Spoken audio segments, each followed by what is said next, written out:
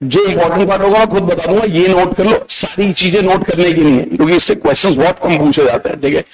उसके बाद हम करेंगे 4:35 के बाद जो वो 16 क्वेश्चंस आपको दिए गए थे उनमें से कोई भी आपका डाउट हो, ठीक है, उन क्वेश्चंस को डिस्कस करेंगे। तो उसमें से 7-8 क्वेश्चंस कर लेंगे कि क्या प्रीवियस ईयर आए थे, कैसे आपको करने चाहिए क्वेश्चंस, ठीक है।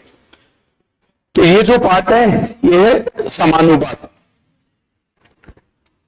अब उससे पहले कुछ बेसिक टर्म्स दी गई है वो मैं आपको समझाता हूं, इसको कुछ नोट नहीं करना आपको, ठीक है, क्योंकि ये बहुत ज्यादा पेपर में पूछता नहीं है, बट मैं आपको साथ साथ बता रहा हूं। और अगर लिखना होगा तो जब आप फाइनल नोट्स बनाओगे तो लिख लेना, अभी सब समझ लो। यहाँ पे कोई भी रेशो दी है A:B, कोई A अनुपात B है, आपसे बोला जाए डुप्लीकेट रेशो क्या होगी, द्विघाती अनुपात, तो बस उसका वर्ग करना है।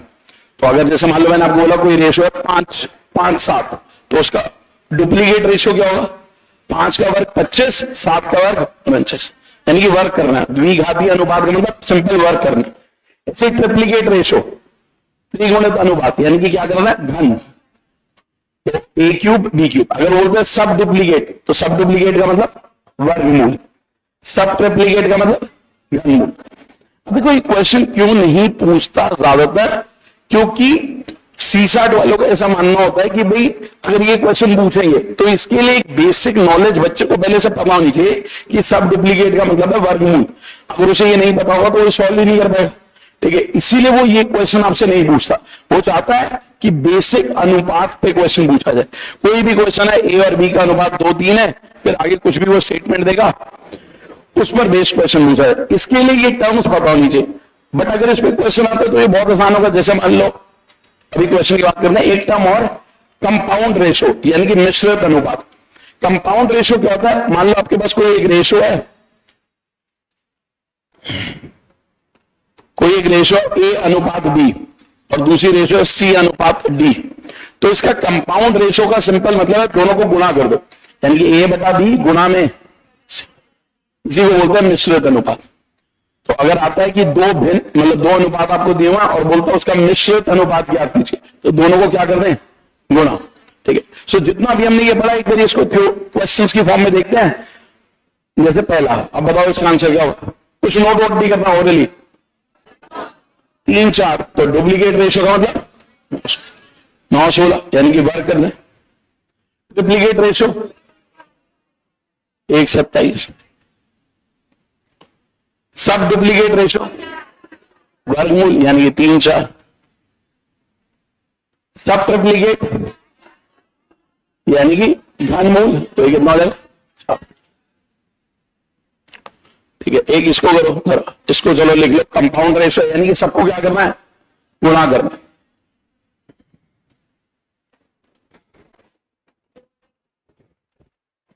सो 2/3 9/14, 14/, सो आंसर 2/9, आंसर 2/9। सो ये बेसिक टर्म्स थी जो मैंने आपको बता दी। मेन जो टॉपिक है वो यहां से शुरू होता है, ठीक है, यानी कि प्रोपोर्शन, समानुपात। तो सबसे पहले समानुपात होता क्या, अगर हम बात करते हैं प्रोपोर्शन, उसको हिंदी में बोलते हैं समानुपात, यानी कि समान अनुपात। अगर दो अनुपात बराबर है उसे समानुपात कहा जाता है। जैसे कोई भी दो रेशो, मान लो मैंने आपको बोला एक रेशो है 2:3 और दूसरी रेशो 10:15, तो आप देखो जब आप इसे काटोगे ये भी तो 2:3 है, बेसिकली दोनों रेशो बराबर है। तो हम इसको ऐसे लिखते हैं 2:3 समानुपात में किसके 10:, तो इसे लिखा ऐसे जाता है कि 2:3 इज इन प्रोपोर्शन विद 10:50, यानी एक रेशो 2:3 है, एक रेशो 10:15 और ये आपस में बराबर है, तो हम बोल देते हैं समानुपात में, ठीक है। अब देखो यहां पे क्या लिखा है, पहले तो वो डेफिनेशन, दो अनुपातों की समानता को समानुपात कहा जाता है।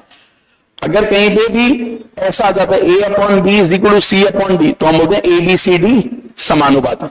अगर ऐसे लिखा होता ABCD समानुपात है तो हम समझ जाते A/B किसके बराबर है, C/D।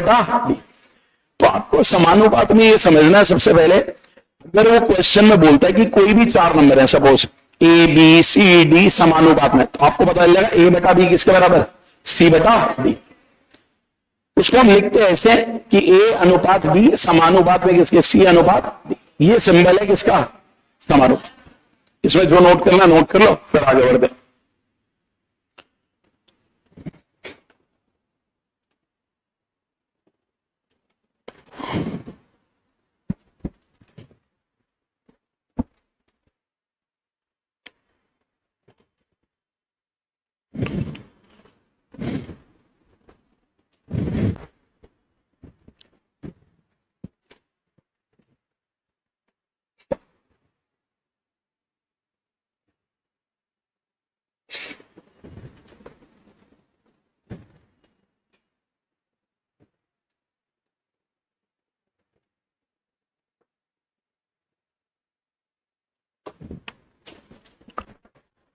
तो अगर कभी भी आपको बोला जाए चार संख्याएं समानुपात में, तो आप समझ जाना पहली बटा दूसरी इज इक्वल टू तीसरी बटा चौथी। अब उन चार में से कोई एक आपको दिया नहीं होगा, वो आपसे पूछेगा। कैसे क्वेश्चन होगा समझते हैं। मान लो ऐसा कुछ क्वेश्चन आ गया, बोला गया 5, 8, x 36 समानुपात में, तो x का मान ज्ञात कीजिए। करो ट्राई। 5, 8, x 36 समानुपात है, यानी कि 5 बटा 8 किसके बराबर, x बटा।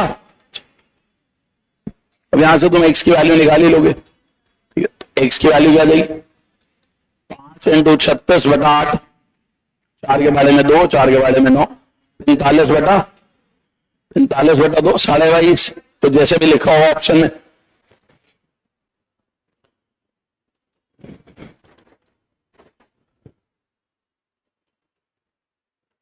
अब कुछ नोट मत करना, एक बार यहां पे समझो। मान लो अगर मैं आपको बोलता हूं ए बी सी डी समानुपात में, तो हमें पता है ए बटा बी किसके बराबर है, सी बटा।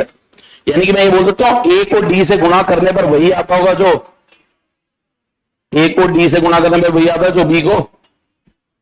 तो हम बोलते हैं ए और डी बाहरी राशि हैं, बाहरी राशियों का गुणनफल वही होता है जो माध्यमिक राशियों का गुणनफल होता है, ठीक है। अब कई लोग ऐसे भी करते हैं, जैसे ये लिखा है ना 5, 8, x 36 समानुपात में, तो वो सीधा बाहरी बाहरी राशियों को गुणा करते हैं। 5 इंटू 36 तो किसके बराबर हुआ, 8 इंटू, क्योंकि बाहरी राशियों का गुणनफल माध्यमिक राशियों के गुणनफल के क्या है वो पॉइंट, ये यहां पे लिखा है, ठीक है। तो अब आप देख लो, जो आपको लग रहा है लिखने वाला आप लिख सकते हो। ए अनुपात बी समानुपात में किसके, सी अनुपात डी। ए और डी बाहरी राशियां, बी और सी माध्यमिक राशि। ऑल्दो इसको नोट करने की कोई जरूरत नहीं है, क्योंकि सॉल्व करने में कुछ चाहिए ही नहीं इसमें। ये आपको पहले से पता था कि ए बटा बी सी बटा डी के बराबर है, तो ए इंटू डी किसके बराबर होगा, बी इंटू सी। ये सिर्फ समझना है कि हाँ हम डायरेक्टली ये भी लिख सकते हैं ए इंटू डी किसके बराबर, बी इंटू सी। यानी कि वो बस ये कहना चाह रहा बाहरी राशियों का गुणनफल माध्यमिक राशियों के गुणनफल के बराबर होता। अब देखो मैंने आपको बोला समानुपात, यानी कि समान अनुपात, दो अनुपात चाहिए थे। अगर दोनों बराबर हैं तो हम बोलते हैं चारों नंबर समानुपात हैं। जैसे मैंने आपको एक उदाहरण दिया 2, 3, 10, 15, इसलिए 4 नंबर समानुपात हैं। कभी कभी वो आपको 3 नंबर्स देगा, ठीक है। वो ऐसे लिखेगा, मान लो आ गया A comma B and C are in proportion, A B और सी समानुपात में। समानुपात के लिए तो हमें 2 अनुपात चाहिए, यहां तो नंबर ही कितने हैं 3, और 2 अनुपात के लिए हमें 4 नंबर चाहिए। तो वो इसको ऐसे यूज कर रहा होता है, A upon B is equal to B upon, यानी कि बी 2 बार यूज हो रहा है। ए बटा बी किसके बराबर, बी बटा। अब यहां से मैं बोल सकता हूं बी स्क्वायर किसके बराबर, तो बी किसके बराबर। ये जो ए बी सी है, वैसे तो ये 3 नंबर है, ऐसे बोलते हैं A first proportional, B second proportional, C third proportional. But B को एक और नाम दिया गया, बी को बोला जाता है मीन प्रोपोर्शनल, यानी कि मध्य अनुपात। मध्य अनुपात यानी कि बी जो है मध्य अनुपात है। कभी कभी क्वेश्चन आएगा, कोई 2 नंबर दे देगा, कहेगा उसका मध्य अनुपात ज्ञात कीजिए। तो 2 संख्याओं का मध्य अनुपात कैसे निकालोगे, दोनों संख्याओं को गुणा करोगे और उसका वर्गमूल ले लो। क्या लिखना है मैं बताऊंगा, कि समझ आ गया ना सबको। लिखने वाला बात ये रहा, ये लिखा है, ठीक है। सो जो नोट कर रहा है आप नोट कर लो। कभी भी लिखा था ए बी सी समानुपात में, तो ए बटा b is equal to b बटा सी, वहां से बी स्क्वायर ए सी के बराबर, बी की वैल्यू अंडर रूट ए सी, और बी को हम बोलते हैं मध्य अनुपात।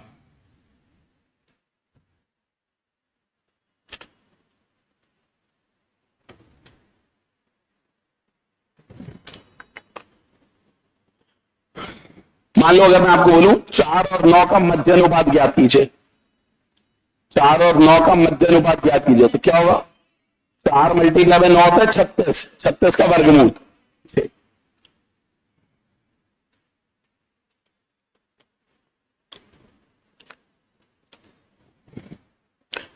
अब देखो जनरली ये क्वेश्चन कैसे पूछे जाएंगे, एक तरीका तो मैंने अभी आपको बोला, वो आपको ऐसे उदाहरण दे देगा, वो बोलेगा 4 और 9 का मध्य अनुपात ज्ञात कीजिए, तो आपको बता देगा आंसर क्या आ गया, 4 इंटू 9 36, 36 का वर्गमूल 6। कभी कभी वो ऐसे भी बोलेगा कि 4 6, तीसरा नंबर नहीं बताएगा आपको, कहेगा मान लो 4 6 तीसरा नंबर समानुपात में है, तो तीसरा नंबर ज्ञात कीजिए, तो बोला 4 बटा 6 इज इक्वल टू 6 बटा x, वहां तीसरा नंबर नहीं। कभी भी बोलेगा ये पहली संख्या है, दूसरी, तीसरा समानुपातिक ज्ञात कीजिए, यानी कि तीसरा नंबर को ऐसा ज्ञात कीजिए जिससे कि ये समानुपात में हो जाए, तो भी आपको होता है 4 बटा 6 किसके बराबर है, मान लो ये x है तो x, ठीक, तो सॉल्व करो, आंसर आ ही जाएगा, तो सॉल्व कर लोगे 9 आ जाएगा। उदाहरण देखते हैं कैसे करो इस क्वेश्चन।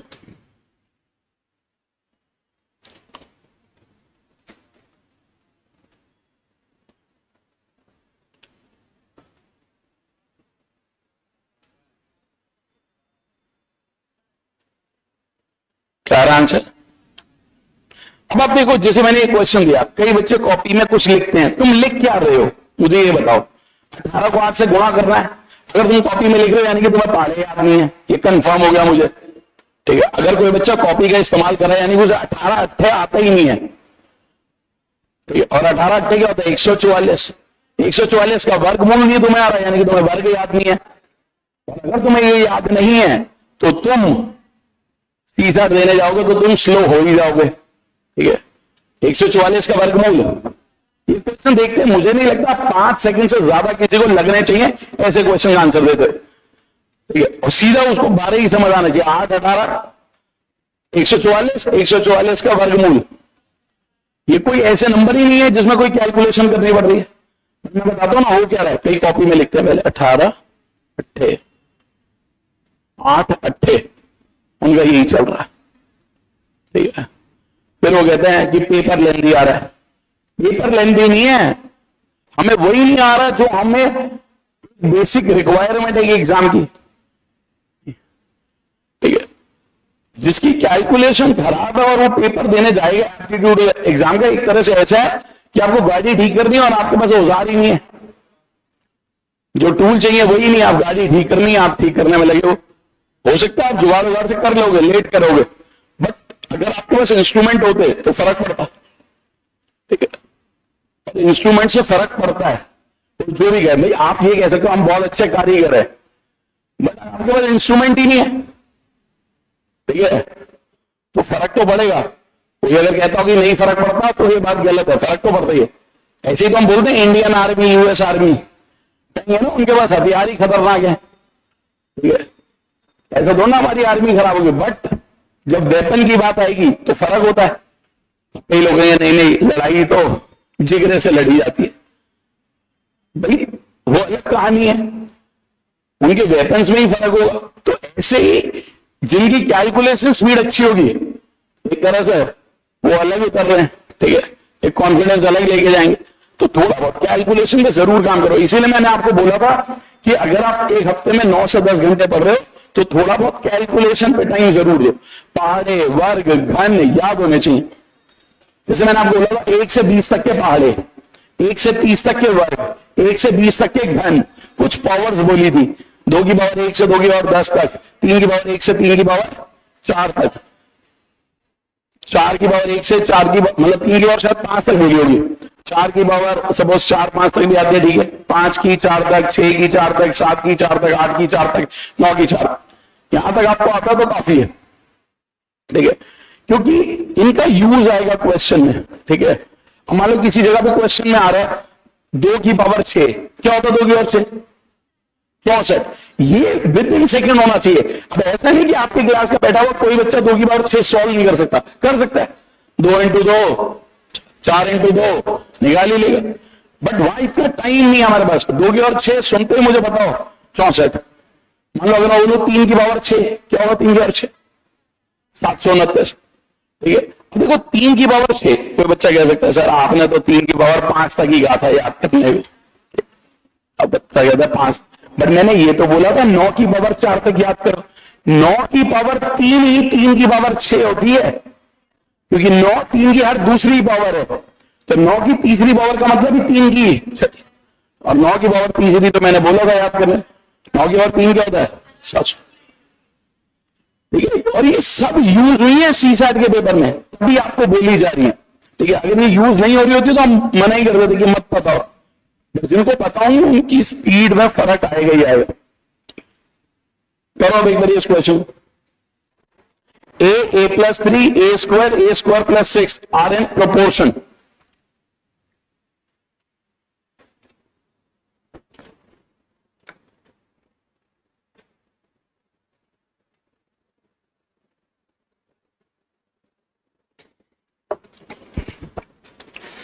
ए का मान ज्ञात करें।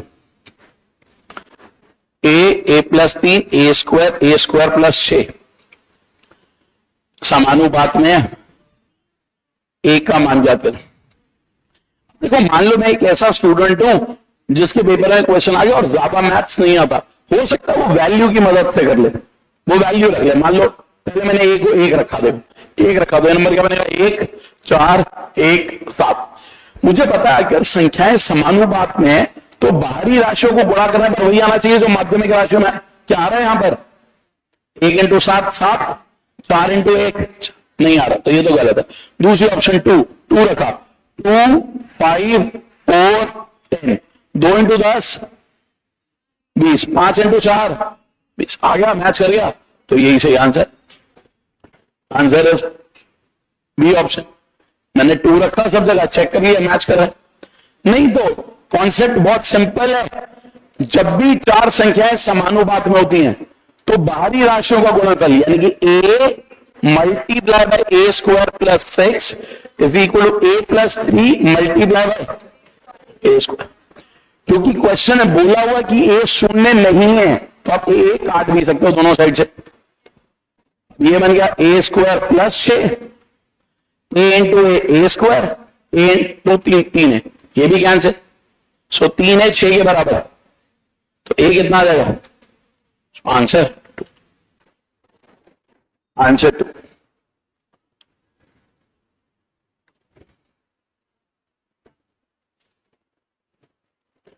ये समझ आ गया सबको? सो अगर 4 नंबर्स दिए गए हैं समानुपात में तो आपको पता है बाहरी राशियों का गुणनफल माध्यमिक राशियों के गुणनफल के बराबर है, वहां से आप सॉल्व कर सकते। क्या कह रहे हो? हाँ वो समानुपात होना चाहिए, a प्लस 3 a स्क्वायर और a स्क्वायर प्लस 6 समानुपात में, उसको समानुपात कर लेना, समानुपात में।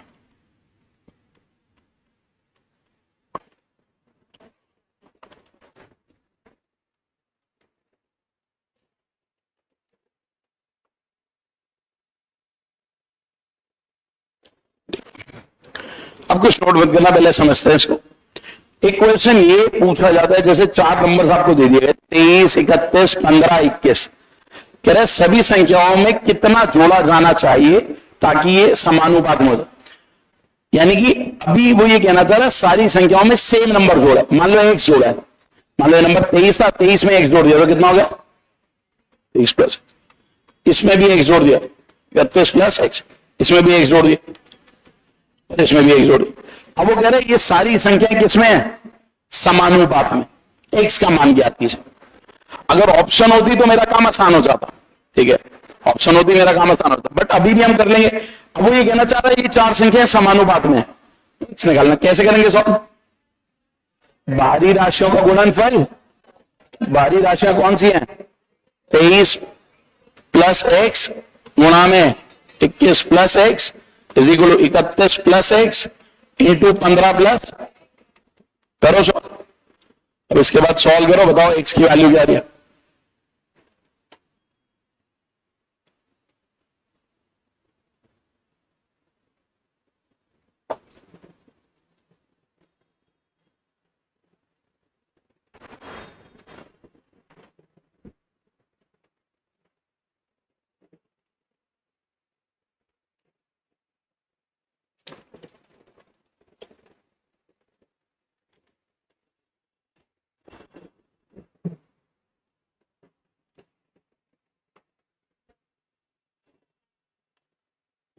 क्या आ रही है एक्स की वैल्यू। अब ये आपको सॉल्व करना है।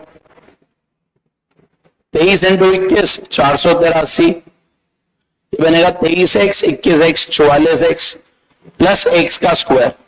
31 इंटू 15 465, 31x 15x यानी कि 46x प्लस एक्स स्क्वायर। ये एक्स स्क्वायर कट गया, ये 44x इधर आ जाए तो 2x, ये उधर चला जाए तो 18। सो एक्स की वैल्यू, एक्स की वैल्यू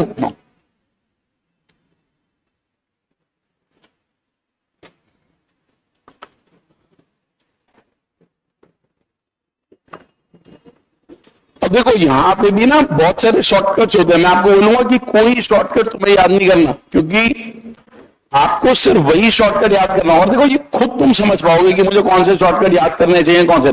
जब आप प्रीवियस ईयर क्वेश्चन देखते हो आपको लगे इस तरह का क्वेश्चन 4 बार पूछा गया, ठीक है, सेम तरह का क्वेश्चन काफी बार पूछा जाए, तब शॉर्टकट याद करो, वरना शॉर्टकट याद मत करो। क्योंकि ये फालतू का जो याद करने वाला पार्ट होगा ना, ये बहुत टाइम वेस्ट करेगा। आपको सिंपल कॉन्सेप्ट पता होना चाहिए, ऐसे कर सकते। कई लोग इसमें भी शॉर्टकट लगाते हैं कि फटाफट इस सवाल को कैसे करें, इसको इससे मल्टीप्लाई करो, इससे को इससे करो, आंसर निकाल ले। बट आपके लिए ये सही है, ठीक है, कि आपको बताओ ऐसे ऐसे जोड़ा सॉल्व करो। तो वो जो शॉर्टकट याद करने वाला टाइम है ना, कैलकुलेशन अच्छी करने में लगा, वो ज्यादा हेल्प करेगा। जैसे एक क्वेश्चन करो, ये सेम कॉन्सेप्ट है, बट इस बार मैंने आपको ऑप्शन दे दिया है, सेम क्वेश्चन है, थोड़ा सा चेंज करा। हमारे जोड़ने की बात करिए, यहां घटाने की बात कर दी।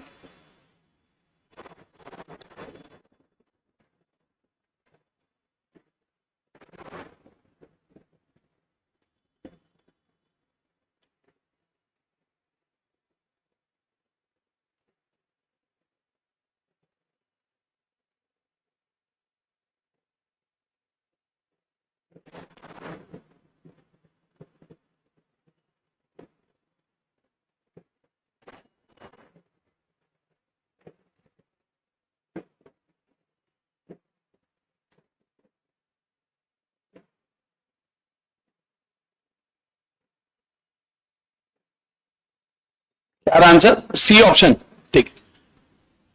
12 16 15 21 में से कुछ घटाने पर समानुपात नहीं, यानी कि अब ये नंबर ऐसे बन गए 12 minus x, 16 minus x, 15 minus x, 21 minus x.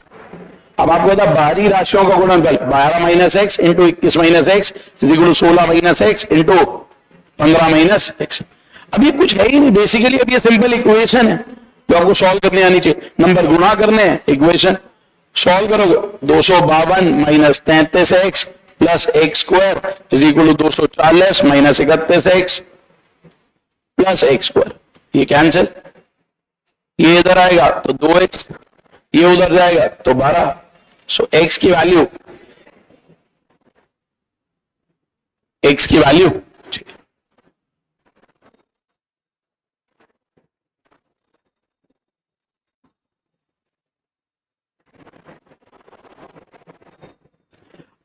कोई चाहता तो ऑप्शन की मदद से भी कर सकता था, वो एक ऑप्शन पुट करके देखता, 3 चेक करनी पड़ती उसे ज्यादा से ज्यादा, क्योंकि अगर तीनों गलत हो जाते तो पता चल जाता चौथा आंसर है। नहीं तो वो ऑप्शन से कर सकता है। कैसे देखो, अभी तो क्योंकि हमारा आंसर आ चुका है 6, तो मैं 6 ही करके दिखा रहा हूं। मान लो मैं 6 पुट करता, 12 में से 6 घटाया, 16 में 6 घटाया। अब देखो क्या भारी राशियों का गुणनफल माध्यमिक राशियों के गुणनफल के बराबर आ रहा है, तो एक ही ऑप्शन में आएगा तो वही आंसर होगा।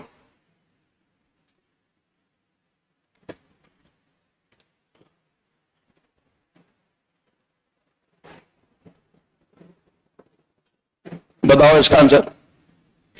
ये कह रहा है थर्ड प्रोपोर्शनल बताओ, यानी कि एक नंबर उसने आपको दे दिया 0.8, दूसरा नंबर दे दिया 0.2, तीसरा वो पूछ रहा है तुमसे।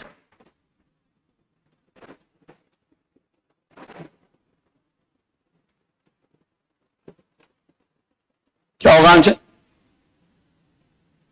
सी ऑप्शन। एक आंसर सी आ रहा है। कैसे करा सी? क्या कह रहे हो? थोड़ा तेज बोलो ना, समझ नहीं। हाँ,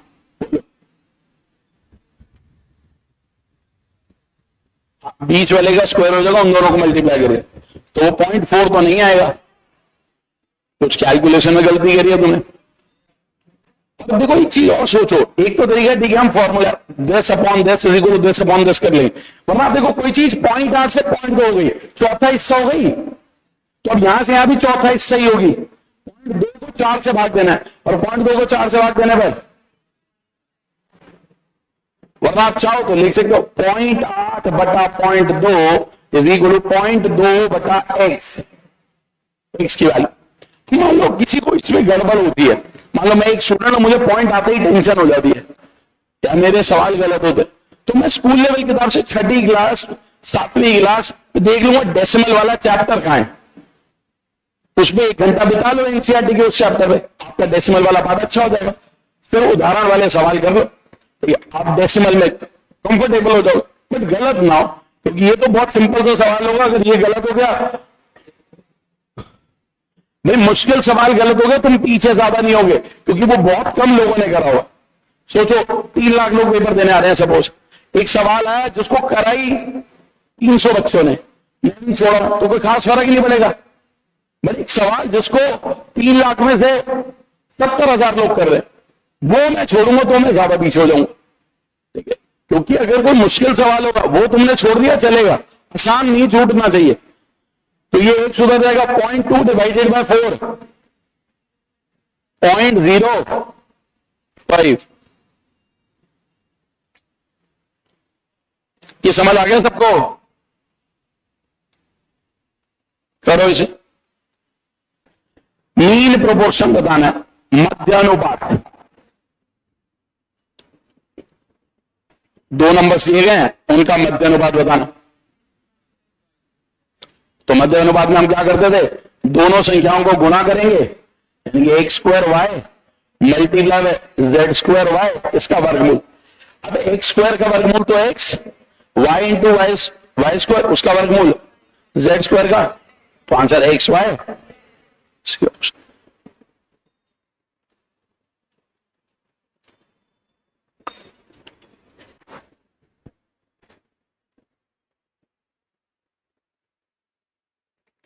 करो।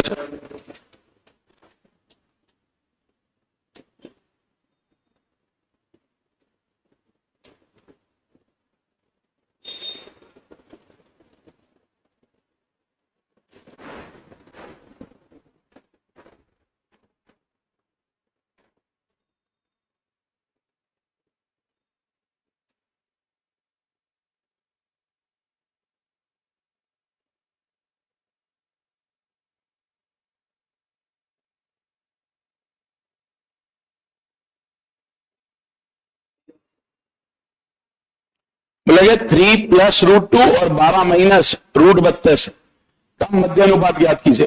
ठीक, ये क्वेश्चन इनसे पूछना, ये जो अभी बैग में कुछ खोल रहे हैं, ये अभी आए हैं, आप अभी आए हो क्लास में? अच्छा, मुझे लगा अभी आए हो या अभी जाने वाले हो, कुछ तो पक्का है, ठीक है, क्योंकि लोग धीरे से ही निकलते हैं ना पीछे से, ठीक है, मुझे लगा।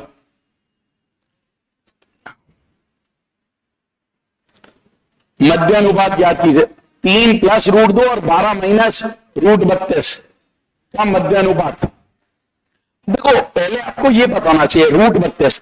अब मान लो एक बच्चा है क्लास में जिसको ये समझ नहीं आ रहा √32, या उसे इसमें टाइम लगता है, पहले तो ये समझो √32 निकालते कैसे, भाई 32 का वर्गमूल ऐसे लिखते हैं ना,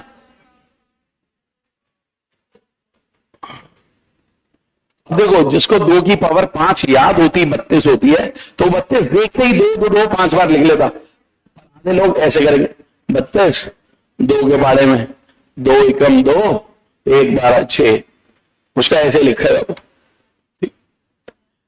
वैसे ही स्लो होते चले जाएंगे। ठीक है, तो 2 2 के 5 ग्रुप बने, 2 2 की जगह 1 2 लिखा जाता है, 1 2 और आएगा और फिर क्या रह जाएगा, सो 4 रूट।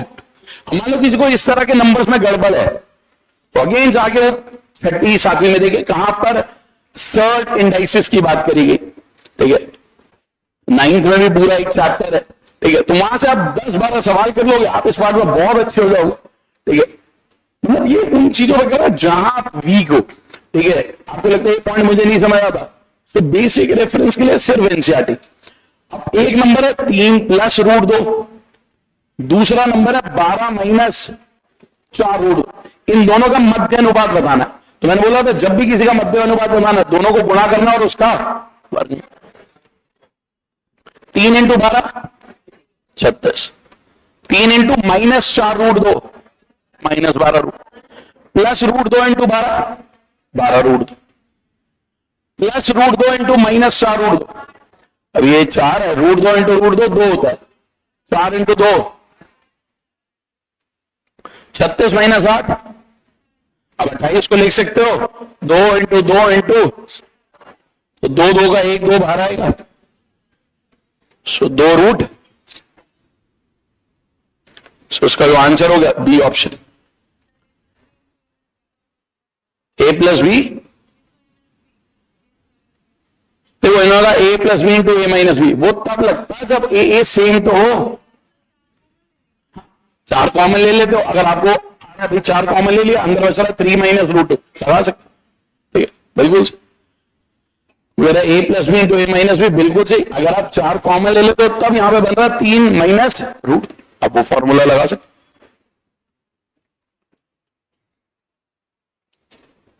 पर मैं वैसे भी बता रहा हूं जो आज हम पढ़ रहे हैं ये पेपर में ज्यादा नहीं पूछा जाता। हम सिर्फ इसलिए पढ़ रहे हैं कि आसपास का कुछ सवाल आ जाए तो हमें बेसिक आइडिया होना चाहिए। असली जो टॉपिक था रेशो वो हम पढ़ चुके हैं। अभी हम क्वेश्चंस भी देखेंगे कैसे पूछे पेपर में। जब आप सीसैट के क्वेश्चंस देखोगे ना तो उसके मेजॉरिटी क्वेश्चंस होते हैं जिसमें किसी ने पढ़ भी रखा होगा ना तो कोई फर्क नहीं पड़ेगा। उसके 40% सवाल तो ऐसे ही मिलेंगे जो कोई भी वो सिचुएशन देगा और आपको सॉल्व करनी है, और सिचुएशन वो मेजॉरिटी केस में नहीं होगी। ठीक है, कुछ भी सिचुएशन दे देगा वो आपको। जैसे है बताओ, ये तो 12 12/18 = 18/100 किलो का आंसर आ जाए। वरना आप ऐसे देख सकते 12 का 18 1.5 गुना हो रहा है, यहां भी 1.5 गुना होगा, जो कि 18 का 1.5 गुना। नहीं तो क्रॉस मल्टीप्लाई करके सॉल्व कर लो।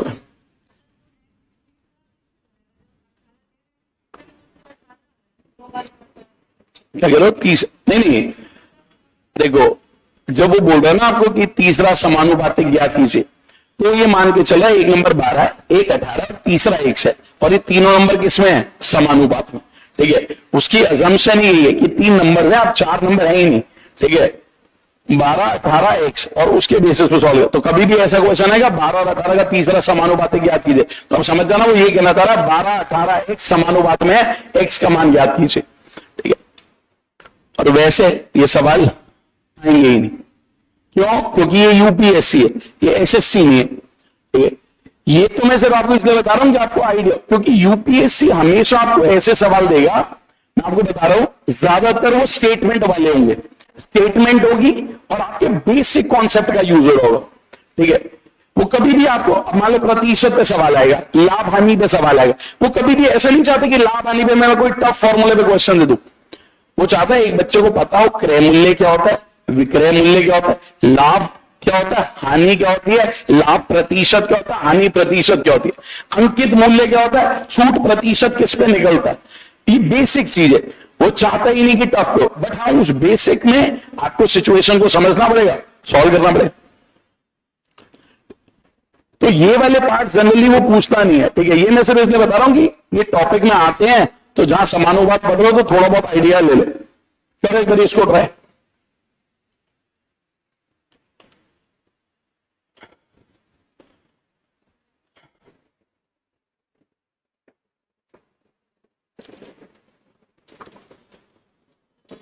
बोल रहा है ए अनुपात बी अनुपात सी के बराबर है, ए की पावर 4 बी की पावर 4 की जो रेशो वो क्या होगी, ऑप्शन बी।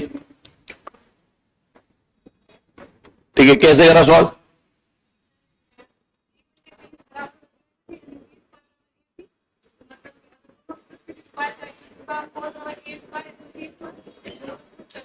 ठीक है, देखो इन्होंने क्या बोला, इन्होंने बोला ए बटा बी किसके बराबर दिया हुआ है, बी बटा सी, तो यहां से बी स्क्वायर किसके बराबर है, इन्होंने बोला सॉल्व करना था ए की पावर 4 और बी की पावर 5, तो एक तरह से इन्होंने बी की पावर 4 की जगह बी के वर्ग का वर्ग रख दिया, बी की पावर 4 यही तो होगा बी के वर्ग का वर्ग, सो ये ए की पावर 4 और यहां पे आ गया ए स्क्वायर,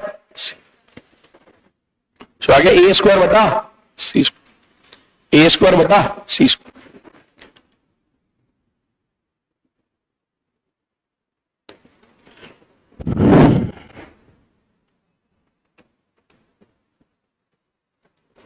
अब कई लोग इस तरह के क्वेश्चन को कैसे करते हैं, वो ऐसे नहीं जाते, ठीक है, क्योंकि ये है कॉन्सेप्चुअल अप्रोच, और अभी तो आसान सवाल था, कई बार ना थोड़े टिपिकल सवाल होते हैं, तो कई लोग वैल्यू से कर लेते हैं, कैसे कुछ भी वैल्यू रख लो, उसने बोला ए बटा बी बी बटा सी के बराबर है, तो ए बी सी की कोई भी वैल्यू रख लो, जैसे मान लो मैंने ए को रख लिया 1, बी को रख लिया 2 और सी को रख लिया, क्योंकि 1 बटा 2 2 बटा 4 के बराबर होगा, फिर उसने कहा ए और बी का अनुपात 1 बटा 2, ये भी 1 बटा 2 मैच कर रहा, तो आप ऐसी कोई भी वैल्यू रख सकते, ठीक है। अब देखो जरा, उसने पूछा था ए की पावर 4 बी की पावर 4, ए की पावर 4 तो 1 हो जाएगी और बी की पावर 4 16 हो जाएगी, तो आपको देखिए किस ऑप्शन में 1:16 बन रहा है, पहली ऑप्शन चेक करिए, ए इंटू सी 4 और 4 नहीं बन रहा, ए स्क्वायर सी स्क्वायर बन रहा है, इससे आपको सारी ऑप्शन चेक करनी पड़ेंगे, बाई चांस ऐसा हुआ कि एक ही ऑप्शन सही है तो वो मेरा आंसर होगा, पर अगर 2 ऑप्शन सही हो जाती तो फिर कोई और वैल्यू रखनी पड़ती, कोई और वैल्यू बताना जो सही होगी, यहां पे कोई रेशियो बताना ऐसे जहां पे A to B B to C same हो, 2 4 8 सही है, और कोई 3 6 9 तो गलत है, 3 6 12 पहला नंबर और दूसरे का जो अनुपात है वही दूसरे, और कोई उदाहरण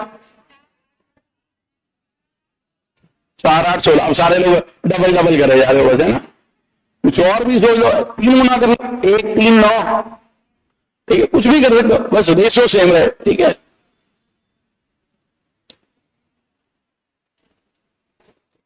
ठीक है, नेक्स्ट है डायरेक्ट प्रोपोर्शन।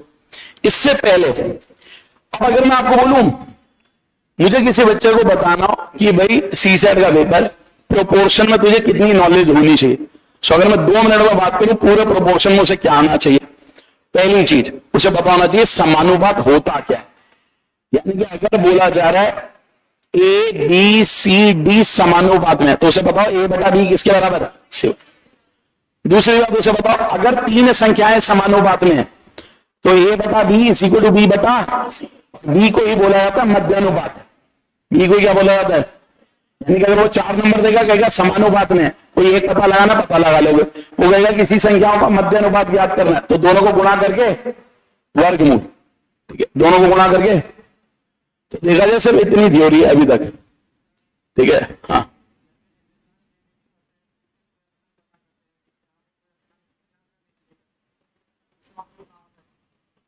इस वाले का, ठीक है, देखो पॉइंट यार है कि इसका उपयोग कहां होता है, इसका असली उपयोग होता है फॉर्मूले बनाने में, ठीक है, जो आप आगे पढ़ोगे, अब जो डायरेक्ट प्रोपोर्शन और इनवर्स प्रोपोर्शन, जब फॉर्मूले बनते हैं, जितने भी बच्चों के पास साइंस रही होगी, कितने लोग थे जिनके पास 11th क्लास में साइंस ही, यहाँ ठीक है, बहुत सारे लोग हैं, तो उन्होंने एक चैप्टर पढ़ा होगा फिजिक्स में, पहला चैप्टर डायमेंशनल एनालिसिस, जिसमें आप पढ़ते हैं ml² t-1, ये जितने भी फॉर्मूले डिसाइड बनते हैं कि वृत्त का क्षेत्रफल πr², अब ये डिसाइड कैसे होता है कि क्षेत्रफल r के वर्ग पे डिपेंड करता है, कोई चीज किसी के वर्ग पे डिपेंड कर दिया, सपोज मैंने बोला बेलन का आयतन लंबाई इंटू चौड़ाई इंटू ऊंचाई, ठीक है, या तो बेलन का नहीं, ये तो घनाभ का हो गया, बेलन का हो गया πr²h, ठीक है, तो ये फॉर्मूले जब बनाने होते हैं ना तब इसका यूज होता कि कौन सी चीज किस पे डिपेंड करती है, और कौन सी पावर पे डिपेंड कर रही है, वहां पे यूज आता है इसका, ठीक है, वहां पर इसका यूज आता है, ठीक है। और बहुत सारी चीजें ऐसी तुम पढ़ते हो वैसे तो पूरे सिलेबस में, जो आपके को पता ही नहीं होता कहां यूज में आती है, जैसे ये पूछ रहे हैं, ठीक है। जैसे आपने मेरे से पूछा कि ये यूज कहां आता है, चलो पहली बात, अगर तुम्हें पता भी चल आता है तो तुम्हें करना क्या है, तुम्हें टॉपिक सीखना है, ठीक है। मान लो तुमने ट्रेगो भी कभी पढ़ी होगी, मैं पूछू कहां यूज कर रहे हो तुम ट्रेगो, बताना है। हाँ, तो करा तुमने कुछ मेट्रो वेट्रो का काम आज तक, फायदा ही नहीं जान के, क्या करा जान के, ये इसलिए ये देखो अब ये कह रहे हैं मैंने जानने के लिए बहुत ज्ञानी बन गया मैं इससे, यही तो प्रॉब्लम है हमारे हिंदुस्तान में। हमारे बच्चे आधी चीजें वो पढ़ते हैं जिसका जिंदगी में कभी कोई काम ही नहीं है, इसीलिए तो हम अपना असली टाइम तो बर्बाद ही कर देते हैं। सोचो ना, हमारे को वो चीजें पढ़ाई जा रही होती हैं, हमारा एजुकेशन सिस्टम है ही खराब, क्या है। अगर बच्चे को यही समझ आ जाए 6ठी 7वीं 8वीं में कि मुझे करना क्या है, तो शायद वो ग्रेजुएशन तक वैसे ही फोड़ के निकलेगा। हमारे यहाँ ग्रेजुएशन तक उसे यही नहीं पता 2 की पावर 3 क्या है, क्यों, क्योंकि वो सब पढ़ रहा है, पॉलिटी, हिस्ट्री, ज्योग्राफी, इकोनॉमिक्स, आदि चीजें जो पढ़ी वो भी पता नहीं क्या पढ़ी थी, बस रट्टे मारे थे, उगल दिए थे। कॉलेज भी ऐसे ही निकल जाता है 4 साल। बहुत कम लोग ही तो होते हैं जो उसको समझ रहे हैं। ये कह रहे हैं मैं अपने जानने के लिए कर रहा हूं कि मेट्रो में यूज होता है, कल को रोड बनेगी उसका क्या कर्वेचर रखना है, कॉस थीटा साइन थीटा वहां यूज आएगा। कल को ये कहते हैं भाई प्लेन में पायलट चला रहा है, क्या स्पीड में होना चाहिए, वहां भी शायद यूज होता है। मुझे नहीं लगता कोई खास फायदा है, बट हाँ मेरे पेपर में आना, मुझे नंबर ही उससे मिलने, उसी से मेरा सिलेक्शन हो रहा है, तो मैं उसको पढ़ लूंगा, ठीक है। क्योंकि बहुत बार ना, ठीक है आप जानने के लिए पढ़ रहे हो, बट बहुत बार बहुत चीजें जाननी ही नहीं होती, ठीक है। आप हर चीज कैसे जानोगे लाइफ में, ठीक है। आपको लग रहा है हर चीज आप जान जाओगे, कैसे जान जाओगे। कल को मैं पटना पढ़ाने आ रहा हूं, पहले मैं कहूं पहले मुझे बताओ वो कमरा दिखता कैसा है जिसमें मैं जाऊंगा, मेरी आवाज पीछे वाले तक पहुंचेगी नहीं पहुंचेगी, करके दिखाओ मुझे, ठीक है। सारी चीजें कैसे जानोगे, बहुत चीजें वहीं आके आपको पता चलेंगी, ठीक। You can never know all things, ठीक है। अगर सारी चीजें कैसे कोई जान जाएगा, नहीं जानोगे सारी चीजें, ठीक है। और इन सबको जानने की जरूरत भी नहीं है, ठीक है। ये मुझे पता नहीं होता क्यों लोग, जैसे आपको एक बार मैं जयपुर बढ़ा रहा था, और जैसे इन्होंने कहा जान, वहां पे एक बच्चे का, क्योंकि जयपुर में क्या था, वहां पे उनका स्टेट पीसीएस का एग्जाम 45 साल की एज तक था, 45 तक दे सकते हो। वहां पे बंदा बैठा, और वहां पे ना बहुत सारे लोग प्रोफेसर हैं, मतलब टीचिंग कर रहे होते हैं, क्योंकि भाई 45 साल की उम्र तक आप तैयारी कर रहे हो, तो आपने बैकअप भी सोचा होगा, तो साथ में वो कुछ टीचिंग वाली तैयारी कर रहे होते हैं कि भैया ये नहीं हुआ तो टीचर ही बन जाएंगे, ठीक है। तो वहां पे सर एक बात बताना, जब से भारत आजाद हुआ है महत्तम समापवर्तक को महत्तम समापवर्तक क्यों कह रहे, मुझे क्या पता क्यों कह रहे हैं, ठीक है।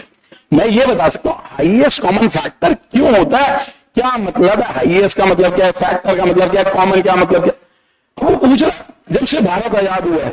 ये जीएस का क्वेश्चन नहीं है, ठीक है। कल को तो बहुत सारी चीजें हैं, कोई मेरे को कहेगा भाई कौन का फॉर्मूला है 1/3 पाई आर स्क्वायर एच, ये कहां से आया,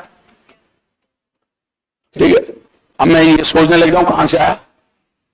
कई बार क्या होता है, जो आपके काम का है सिर्फ उतना सीखना है, सीखने लगोगे तो गड़बड़ हो जाएगी, ठीक है।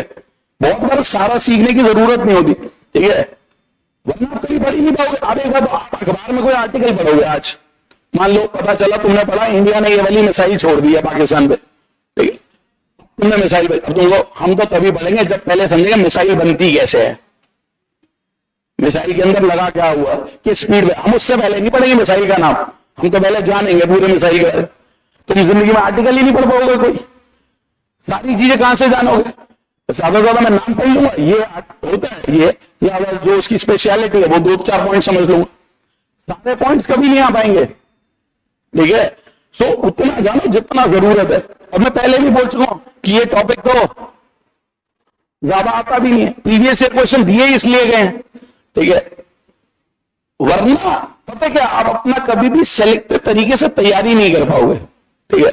बहुत लोगों को आदत होती है बहुत पढ़ने की, और बहुत बच्चे पता क्या होते हैं स्मार्ट, बताओ आना कहां से है सवाल।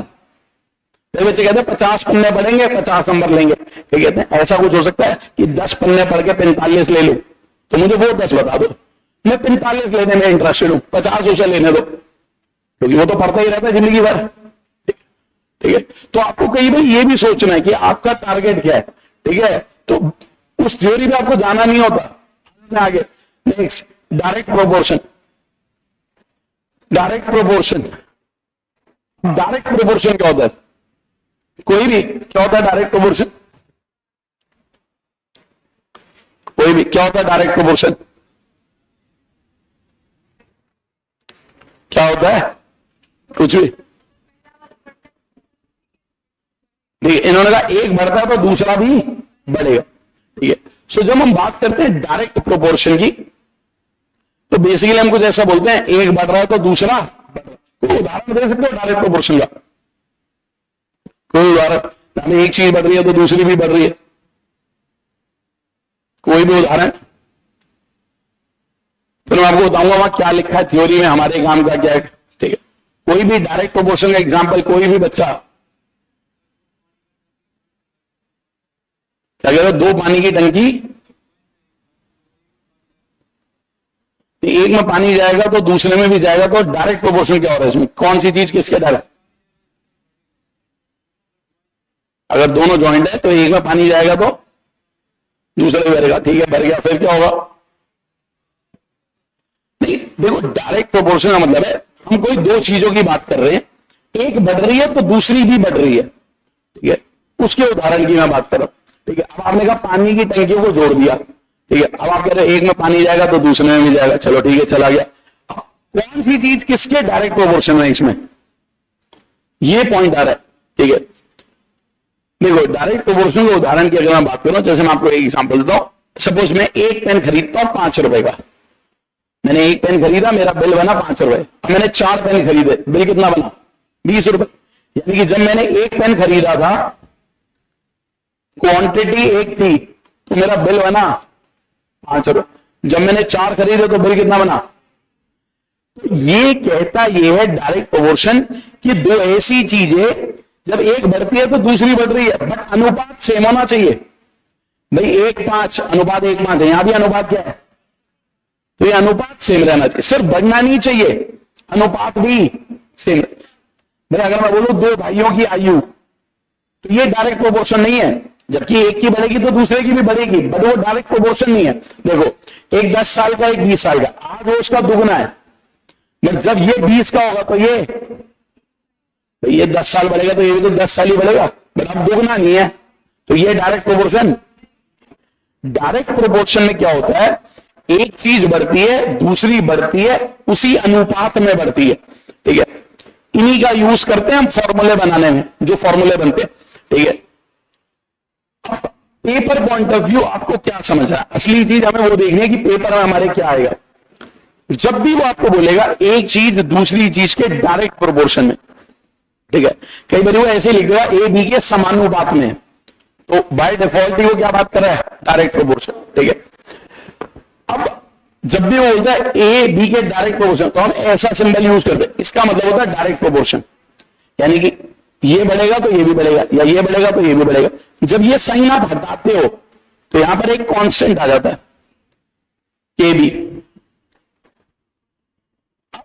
अगर मैं इस बी को डिवाइड में ले आऊं तो क्या बनेगा? आपको पेपर पॉइंट ऑफ व्यू सिर्फ ये ध्यान रखना है, जो ये इस डब्बे में लिखा है, कि कभी भी कोई भी दो चीजें डायरेक्ट प्रोपोर्शन में, तो उनका अनुपात हमेशा एक कांस्टेंट नंबर हो, हमेशा एक कांस्टेंट नंबर होगा जब भी दो चीजें डायरेक्ट प्रोपोर्शन। तो आपके पेपर में जब भी वो सवाल में ए बी के डायरेक्ट प्रोपोर्शन, तो आप समझ जाओ ए बटा बी का जो अनुपात होगा वो एक कांस्टेंट हो। ठीक है, सिर्फ इतना काम किया। ठीक है,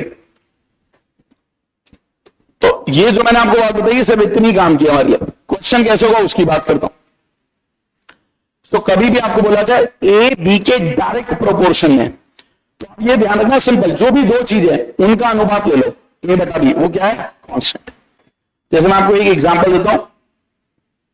ठीक है, कि पेपर में एक क्वेश्चन बनता कैसे।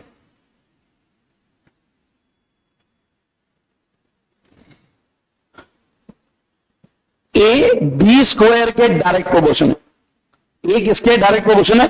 B square. जैसे आपने ये देखा, आप समझ जाओ ए अपॉन बी स्क्वायर क्या होगा? कुछ भी के या कोई भी कांस्टेंट, कुछ भी कांस्टेंट है बस। यानी कि कोई भी क्वेश्चन में आपको ऐसे दे दिया ए बी स्क्वायर के डायरेक्ट प्रोपोर्शन, यानी कि ए बटा बी स्क्वायर की वैल्यू फिक्स होगी।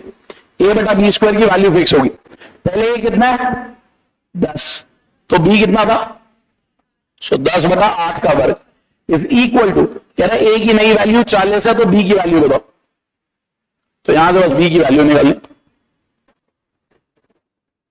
करो एक बार इसे नोट कर लो और सॉल्व भी करो ये क्या आ रहा है।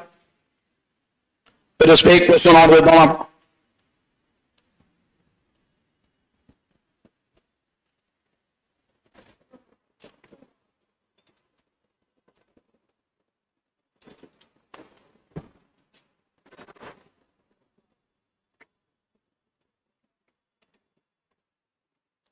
सो 10 बटा 8 का स्क्वायर इज इक्वल टू 40 बटा बी का स्क्वायर। बस यहां से बी की वैल्यू निकालनी। तो बी स्क्वायर कितना आ गया भाई? ये यहां से काट दो। बी स्क्वायर आ गया 8 स्क्वायर इंटू 4। तो बी क्या होगा? इसका वर्गमूल लेना है। 8 स्क्वायर का वर्गमूल 8, 4 का वर्गमूल 8 इंटू 2। सो जब भी दो चीजें डायरेक्ट प्रोपोर्शन हो तो कुछ इस तरीके से कर लिया सॉल्व।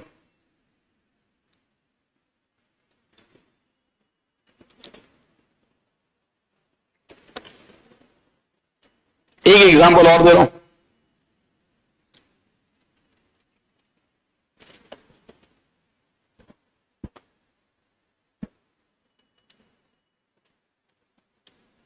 ए डायरेक्ट प्रोपोर्शन है इस बार बी के क्यूब के, बी के घन के डायरेक्ट प्रोपोर्शन है। करो, सेम कॉन्सेप्ट है अभी।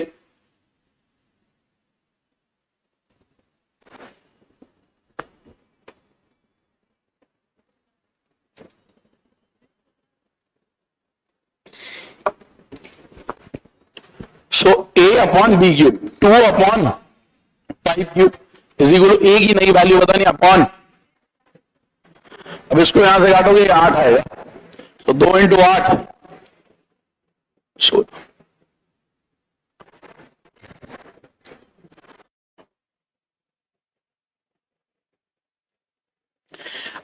अगर समानुपात में क्वेश्चन आया, मैं बताऊं आपके पेपर में, तो 90% चांस है वो ये वाला सवाल आता है। 90% हर एग्जाम में पूछा जा चुका है ये सवाल, ठीक है। और चांसेस भी इसके सबसे ज्यादा होंगे कि इस तरह का सवाल पूछे हो आपसे। क्या है समझते हैं पहले।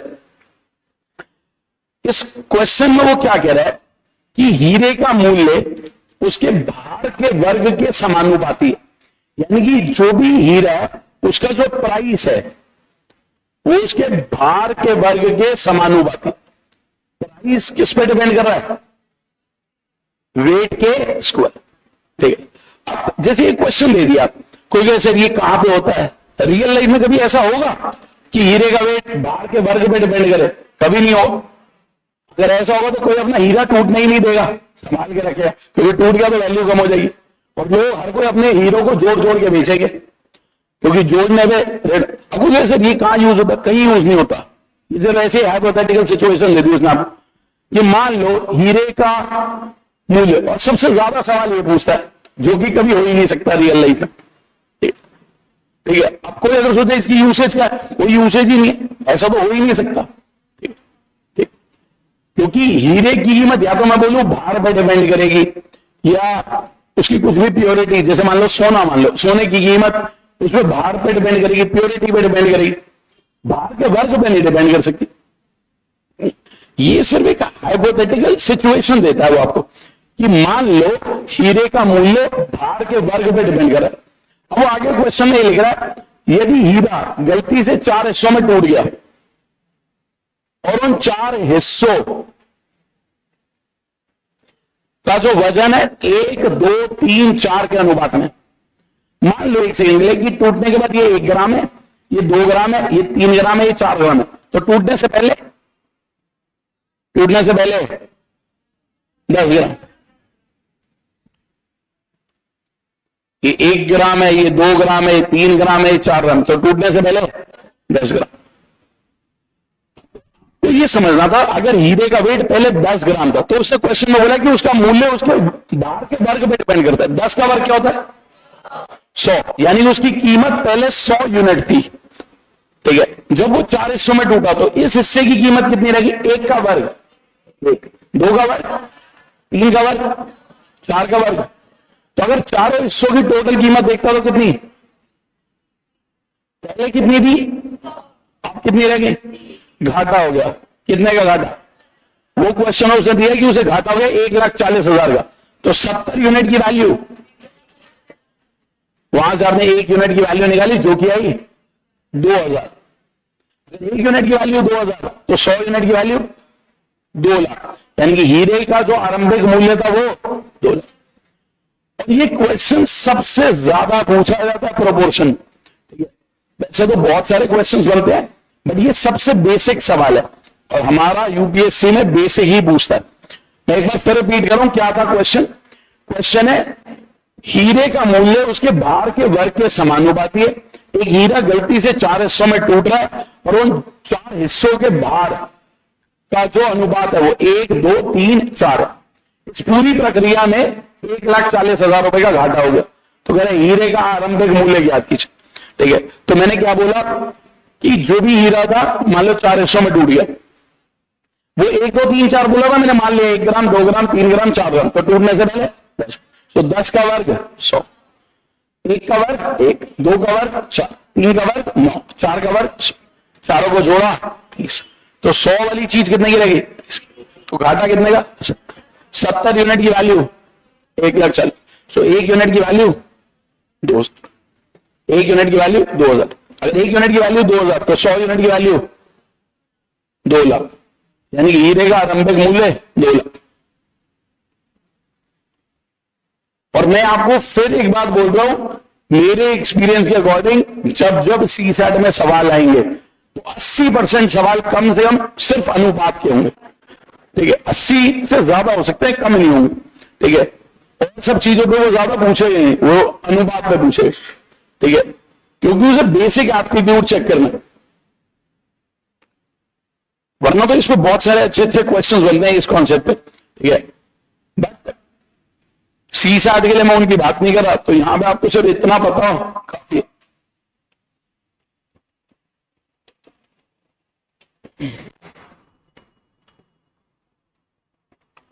हमारा इसी क्वेश्चन में बोल देता कि हीरे का मूल्य भार के घन डिपेंड करे, तो क्या होता आंसर? देखो, अगर घन मान रहे हैं तो 10 का घन 1 का घन 1, 2 का घन 8, 3 का घन 4 का 64, 27, 91, 8, 99 और 100, तो ये 100 रह जाता।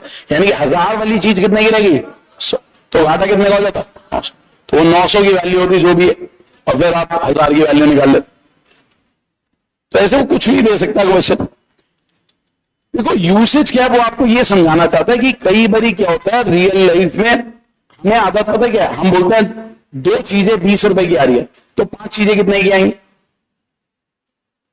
2 चीजें 20 रुपए की है तो 5 50। भाई हमसे अगर कोई नॉर्मली ऐसे पूछेगा 2 चीजें 20 की, तो हम यही बोलेंगे 5 चीजें 50। अब देखो इसका यूज कहां पर है हकीकत में, कहां आपको देखो, जैसे मान लो मैं आपको बोलूं, आपने देखो आप कभी पिज्जा विज्जा ऑर्डर करते हो, ठीक है। अब पिज्जा अलग अलग साइज में आ रहा है, एक रेगुलर, मीडियम, लार्ज, बहुत सारे साइजेस बना दिए कंपनीज ने। मान लो एक पिज्जा है 7 सेंटीमीटर साइज का, ठीक है, उसकी कीमत उन्होंने दी हुई है सपोज 200 रुपए।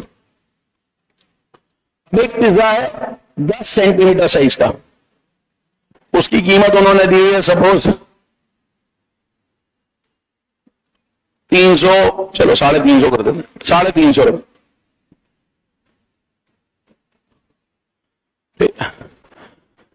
अब मान लो एक पिज्जा उन्होंने ऐसे कर दिया 20 सेंटीमीटर, सपोज उसकी कीमत कर दी उन्होंने 1000 रुपए। तो मैं आपसे पूछूं कौन सा पिज्जा सबसे सस्ता बिक रहा है?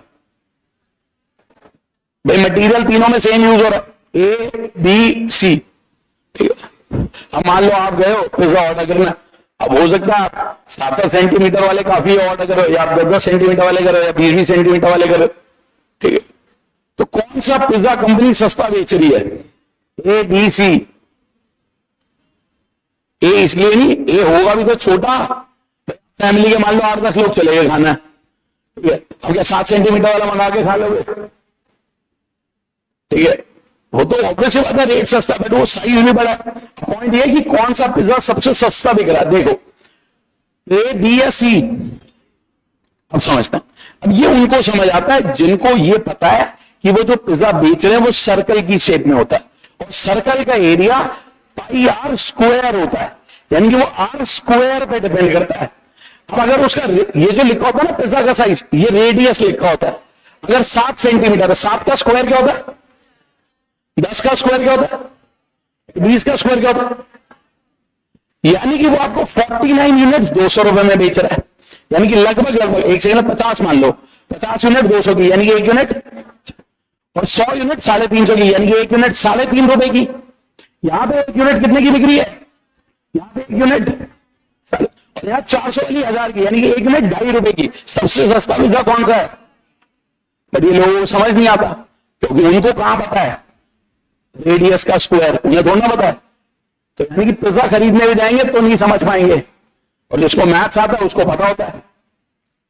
ठीक है, मैं अगर जाता हूं तो मैं हिसाब तो लगा पाता हूं ना कौन सा पिज्जा कंपनी सस्ता बेच रही है। ठीक है, मैथ्स पढ़ा तो उसका फायदा है कि भाई खरीद रहे हो तो आपको पता चलता है कि कौन सी चीज है। आधा कहते हैं पता कि नहीं पता, कोई भी ले लो, सही बहुत है। ठीक है, आप कोई भी ले लो, बट आपको नॉलेज होनी चाहिए कि कौन सा पिज्जा सस्ता बिक रहा है। ऑब्वियस बात है, कंपनी चाहेगी ना कि उनका सामान ज्यादा बिके, इसीलिए वो बड़े वाले को सस्ता करेंगे।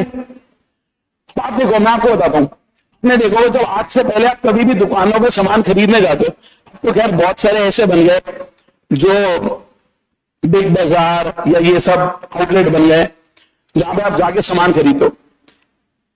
आपने देखा होगा बहुत बार कोई चीज खरीद रहे हो, कई लोग शैम्पू खरीद रहे हैं, सपोज एक एग्जांपल है, एक शैम्पू की बोतल है सपोज 400 ml, उसमें उन्होंने रेट लिखा हुआ है 800 रुपए, तो बोल दिया सपोज 30% की डिस्काउंट है।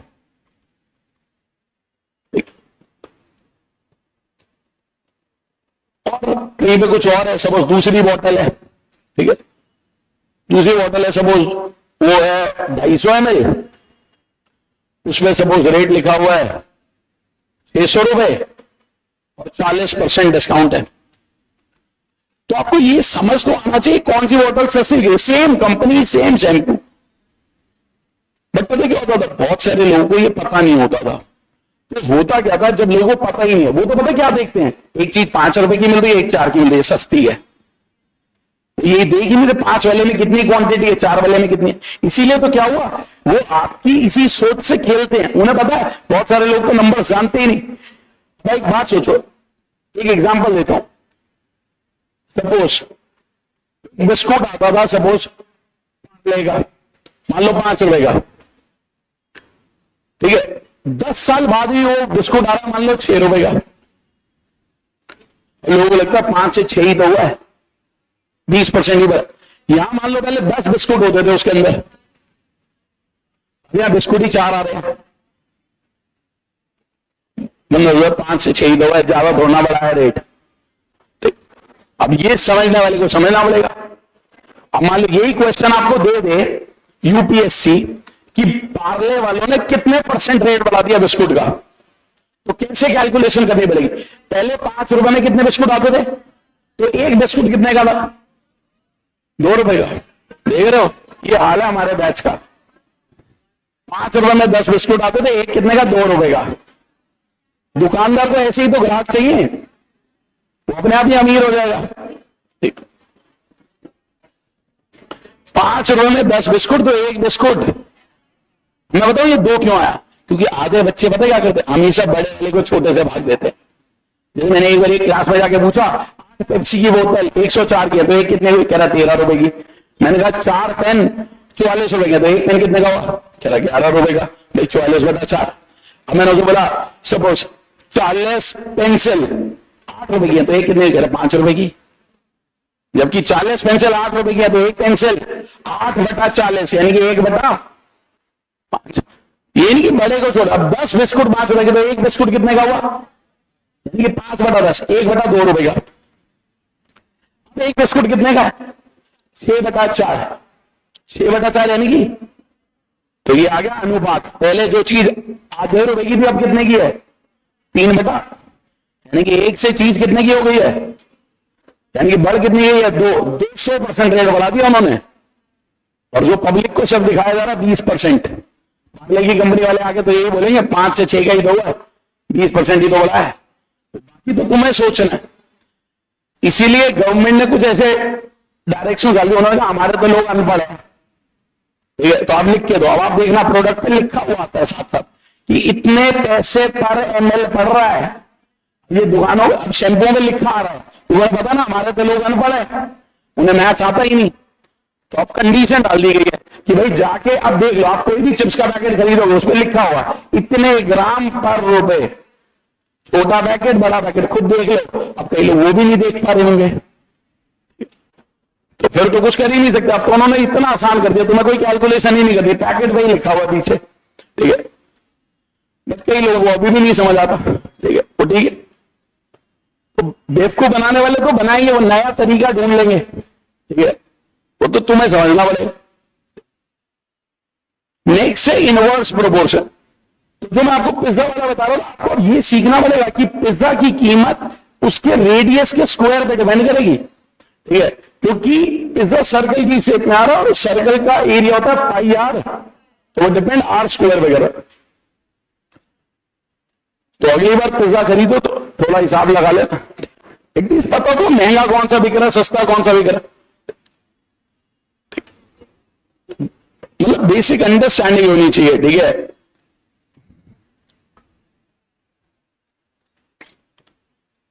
इनवर्स प्रोपोर्शन, व्युत्क्रमानुपाती। इनवर्स प्रोपोर्शन क्या होता है? जब एक चीज बढ़ रही है दूसरी घट रही है। देखो इसको लिखते कैसे, एक सेकंड यहां पे ध्यान देते, ए कैसे लिखते हैं इसको, हम पढ़ते ऐसे हैं कि ए डायरेक्ट प्रोपोर्शन में किसके? 1/b। ए बढ़ेगा तो क्या बढ़ेगा? 1/b। या फिर हम बोलते हैं ए इनवर्स प्रोपोर्शन में किसके? b। आपको सिर्फ इतना ध्यान रखना, जब ये साइन हटाते हो तो यहां के आता है। अब ये दोनों गुणाओं के, तो आपको ये ध्यान रखना, जब भी दो चीजें व्युत्क्रमानुपाती होंगी तो उनका गुणनफल हमेशा एक कांस्टेंट। जब भी दो चीजें व्युत्क्रमानुपाती होंगी तो उनका गुणनफल एक कांस्टेंट होगा।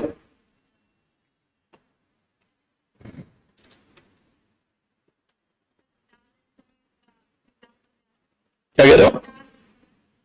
देखो चाल समय, जैसा मैंने बोला चाल और समय, ये तब है जब मैं बोलूं दूरी फिक्स है। मान लो मेरे को दिल्ली से पटना आना है, दिल्ली से पटना आना है, ठीक है, दिल्ली से पटना आना, अगर मैं से किसी कन्वेंस से आ रहा हूं जिसकी स्पीड ज्यादा, तो ऑब्वियसली बात है मेरा टाइम कम लगे, क्योंकि स्पीड इनटू टाइम क्या होता है? डिस्टेंस। बट उसके लिए कंडीशन फिक्स है, ये डिस्टेंस फिक्स है, स्पीड बढ़ेगी तो टाइम कम, स्पीड बढ़ेगी तो टाइम कम, ठीक। अब देखो इस क्वेश्चन को करो एक बार ट्राई।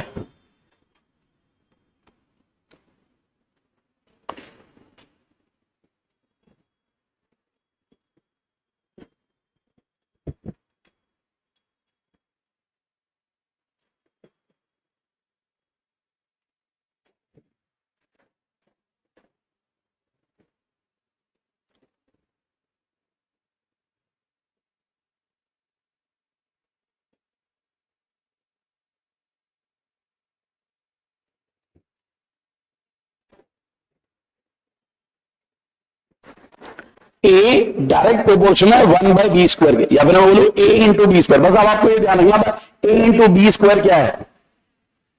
कांस्टेंट है, बस वैल्यू पुट करो। जब a 5 था b 4 था, 5 इंटू 4 का square is equal to 2 into, यहां से b निकालो,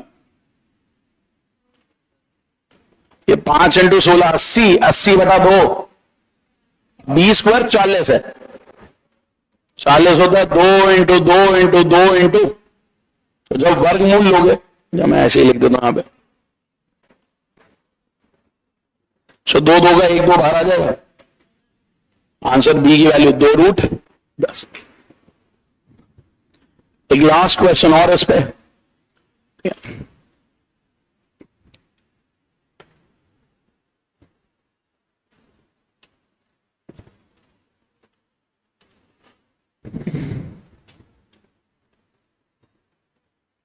ठीक है, एक क्वेश्चन बस दे रहा हूं, आप एक बार इसको ट्राई करो, ये आपसे होना चाहिए अब सबसे।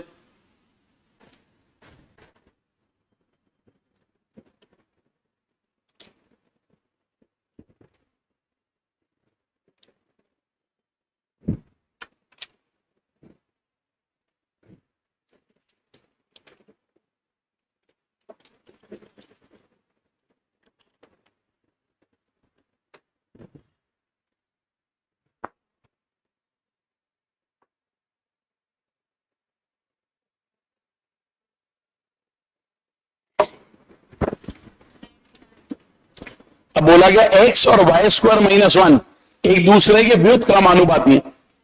व्युत क्रमानुपाती यानी कि इन दोनों को गुणा करने पर एक कांस्टेंट होगा।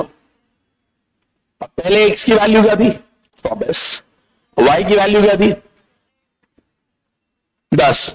अगर एक्स की वैल्यू बताओ जब वाई की वैल्यू 5 है, अब 5 स्क्वायर माइनस 1 क्या होता है, ये 24 यहां पे, तो एक्स की वैल्यू। अब ये क्वेश्चन मैंने सीडीएस के एग्जाम से लिया जिसको यूपीएससी कराता है, ठीक है, क्योंकि अभी तक हमारे पेपर्स में ये क्वेश्चंस पूछ ही नहीं रहा, ठीक है, और मुझे लगता है पूछने चाहिए भी नहीं। देखो वहां इसलिए पूछ रहा है क्योंकि जब आप सीडीएस की बात करते हो तो सीडीएस के पेपर में 100 सवाल आते हैं, सिलेबस ज्यादा है, 100 सवाल आते हैं, ठीक है, तो अलग हमारे पेपर में सवाल कम आने हैं, ठीक है, और अगर उसे पूछना होगा तो वो रेशो को पूछे, ठीक है, क्योंकि वो ज्यादा इंपॉर्टेंट। तो थ्योरी वाइज तो इतना ही पार्ट है हमारा, ठीक है। ये मैंने सर इसलिए करा दिया क्योंकि अगर मैं खाली रेशो बढ़ा देता, कई बच्चे कहते हैं आपने समानुपात नहीं बढ़ाया, ठीक है, क्योंकि वो प्रीवियस ईयर क्वेश्चंस देखेंगे ही नहीं, ठीक है, इसीलिए मैं साथ साथ आपको प्रीवियस ईयर क्वेश्चंस दे रहा हूं कि आप एक बार उनको देखो, ठीक है, एटलीस्ट पता चले तुम्हें, क्योंकि किस तरह के क्वेश्चन आ रहे हैं ये सेंस डेवलप करनी पड़ेगी तुम्हें, नहीं तो फिर आप क्वेश्चन ही करते रह जाओगे, क्वेश्चंस की कोई लिमिट नहीं है, ठीक है। चलो अब बात करते हैं जो शीट आपको दी थी, जो प्रीवियस ईयर क्वेश्चन की मैंने आपको शीट दी थी, और कुछ क्वेश्चन प्रैक्टिस के लिए भी दिए हुए थे, वो वहीं पे अपलोड हो गए होंगे। यहां जो शीट मिली थी वो खाली प्रीवियस ईयर क्वेश्चंस की है, ठीक है, तो उसमें अगर किसी के कुछ भी डाउट्स हैं तो उसकी बात करते हैं।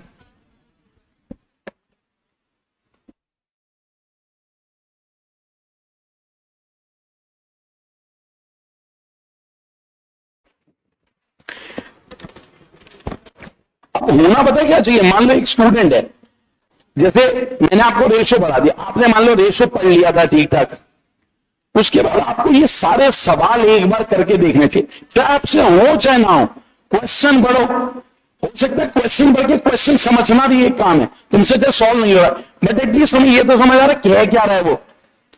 इन्हीं क्वेश्चंस को 2 बार करो, 3 बार करो, ठीक है, तो तुम ज्यादा इंप्रूव करोगे, उससे पता भी चलेगा पेपर में आता क्या है। चलो पहले क्वेश्चन नंबर 1 से 5, कोई भी डाउट? 1 और 3, 2, 4, 5,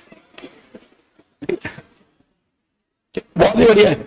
ये जो हंस रहे हो ना, अपने आप पे ही हंस रहे हो, ठीक है, ठीक है, हाँ चलो ठीक है। पहले बताओ एक किसका डाउट है, ठीक है, पढ़ो एक बारी क्वेश्चन।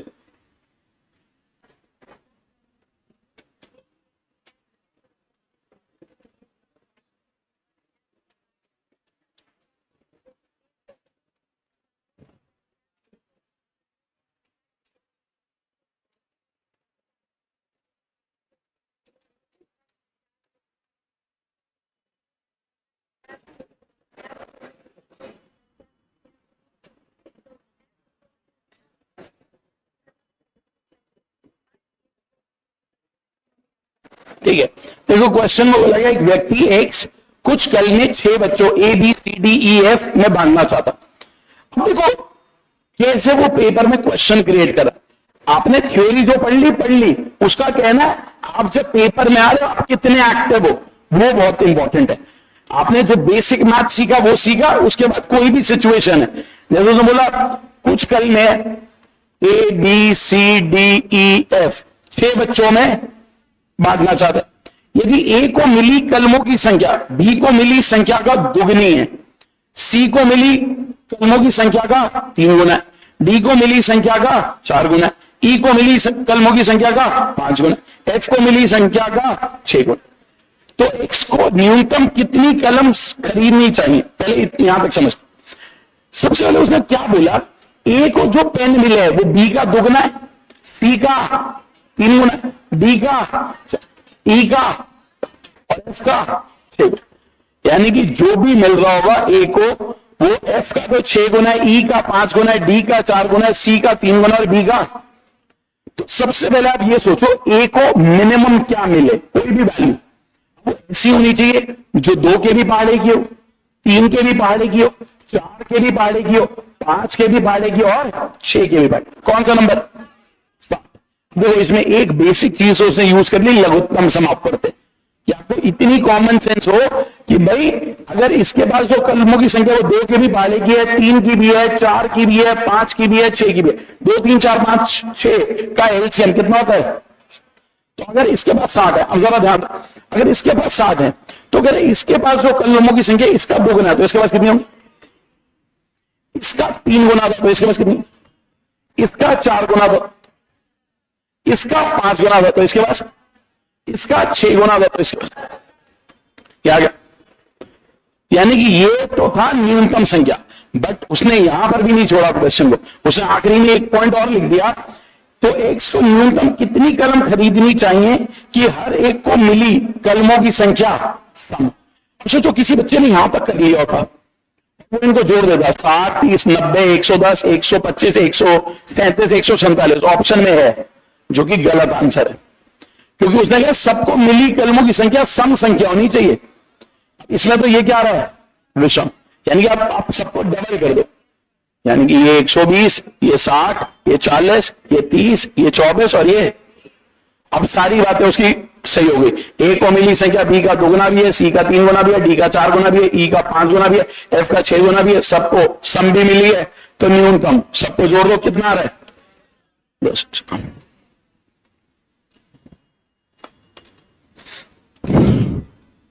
समझ आए सबको?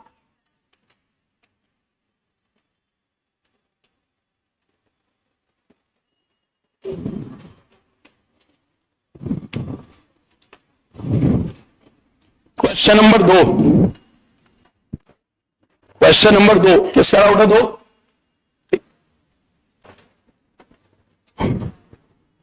क्वेश्चन नंबर 2, एक्स और वाई 2 पात्र हैं, एक्स में 100 ml दूध है, एक्स और वाई 2 पात्र हैं, एक्स में 100 ml दूध है तथा वाई में 100 ml पानी है। इसमें 100 ml दूध, इसमें 100 ml पानी। ठीक, एक्स में से 20 ml दूध निकालकर वाई में डाला जाता है, इन्हें अच्छी तरह मिलाकर वाई का 20 ml मिश्रण निकालकर वापस एक्स में मिलाया जाता है। यदि एक्स में दूध का अनुपात m से दर्शाया जाता है और y में जल का अनुपात n से दर्शाया जाता है, तो कौन सा कथन सत्य? ये क्वेश्चन। ठीक, समझते हैं इसको। क्या बोल रहा है? यहां पर 100 ml दूध है, यहां 100 ml पानी, पहले इसमें से 20 ml लिया गया और इसमें डाल दिया गया। अब आप सोचो जब आप इसमें से 20 ml लोगे तो क्या होगा? यहां क्या बचेगा? यही बचेगा ना। यहां पे क्या होगा? 120 में दूध तो होगा 20, पानी कितना होगा? होगा मिक्स 120, बट होगा ऐसे। ठीक, ये बात समझ आ गई? ठीक है। अब जब आप इसमें से 20 निकाल के वापस इसमें डालोगे, देखो यहां से जब 20 निकाल के डाला था बहुत आसान था क्योंकि वो प्योर मिल्क था, बट अब दूध भी है। अगर आप ध्यान से देखो तो उनका अनुपात कितना है? यानी कि जब आप इसमें से कुछ भी निकालोगे वो इसी अनुपात में निकलेगा। किस अनुपात में? 5। अब देखो अगर मैं इसमें से 20 ml निकालूंगा तो कोई मेरे से पूछे इसमें से पानी कितना निकलेगा, तो हम कैसे निकालेंगे पानी कितना निकलेगा? पानी है 5 हिस्से, टोटल कितना है? 6। 5/6 किसका? 20 का। यानी कि इसमें से जब आपने 20 ml निकाला होगा उसमें पानी कितना निकला होगा? 100/6। अभी मैं इसको ऐसे रहने देता हूं 100/6। उसमें दूध कितना निकला होगा? 1/6 किसका? तो जो कि क्या आएगा? 20/। तो क्या बोल रहा है कि ये हमने दूसरे बर्तन में डाल दिया। देखो जब आपने दूसरे बर्तन में डाला होगा तो दूसरे बर्तन में दूध पहले कितना था? 80 था और कितना आया? 20/6। यानी कि टोटल दूध हो गया 500/6। 500/6। अच्छा पानी कितना होगा? पानी तो वहीं से आया, कितना है? 100/6। ये तो हो गया पहले बर्तन। ये बात समझ आई? दूसरे बर्तन में क्या बचा हुआ देखते हैं। दूसरे बर्तन में पानी था 100, निकल रहा कितना? 100। तो 100 में से 100/6 घटाओगे। जब 100 में से 100/6 घटाओगे तो पानी आएगा 500/6। दूध कितना बचा होगा? दूध था कितना? 20। 20 में से 20/6 घटाओगे तो अब सर आप ध्यान से दोनों बर्तनों में देखो क्या, यहां दूध है 500/6, पानी है 100/6। यहां पानी है 500/6 और दूध है। उसमें क्या पूछा आपसे क्वेश्चन? क्वेश्चन में कह रहा है एम जो है, यदि एक्स दूध में एक्स में दूध का अनुपात एम से दर्शाया जा रहा है बेसिकली। यानी कि वो ये कहना चाह रहा है कि मान लो एम जो वैल्यू है, कितना दूध है इस बर्तन में उसको दर्शा रहा है, एम जो है कितना इसमें पानी है उसको दर्शा रहा है। तो एम बड़ा या एन? कौन सा आंसर है? ए आंसर है। दोनों आपस में। ये क्वेश्चन लिया कहां से यूपीएससी ने? ये क्वेश्चन लिया कैट के पेपर से।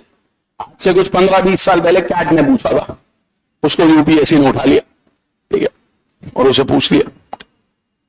तो ये क्वेश्चन वहां से उठाया गया, आज वो उसे और कॉम्प्लेक्स करते हैं, ठीक है।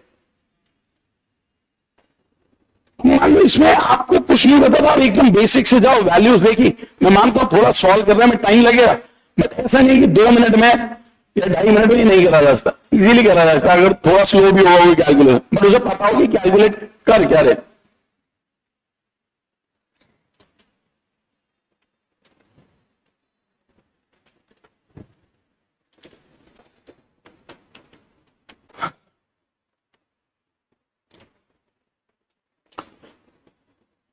इसके बाद क्वेश्चन नंबर 3।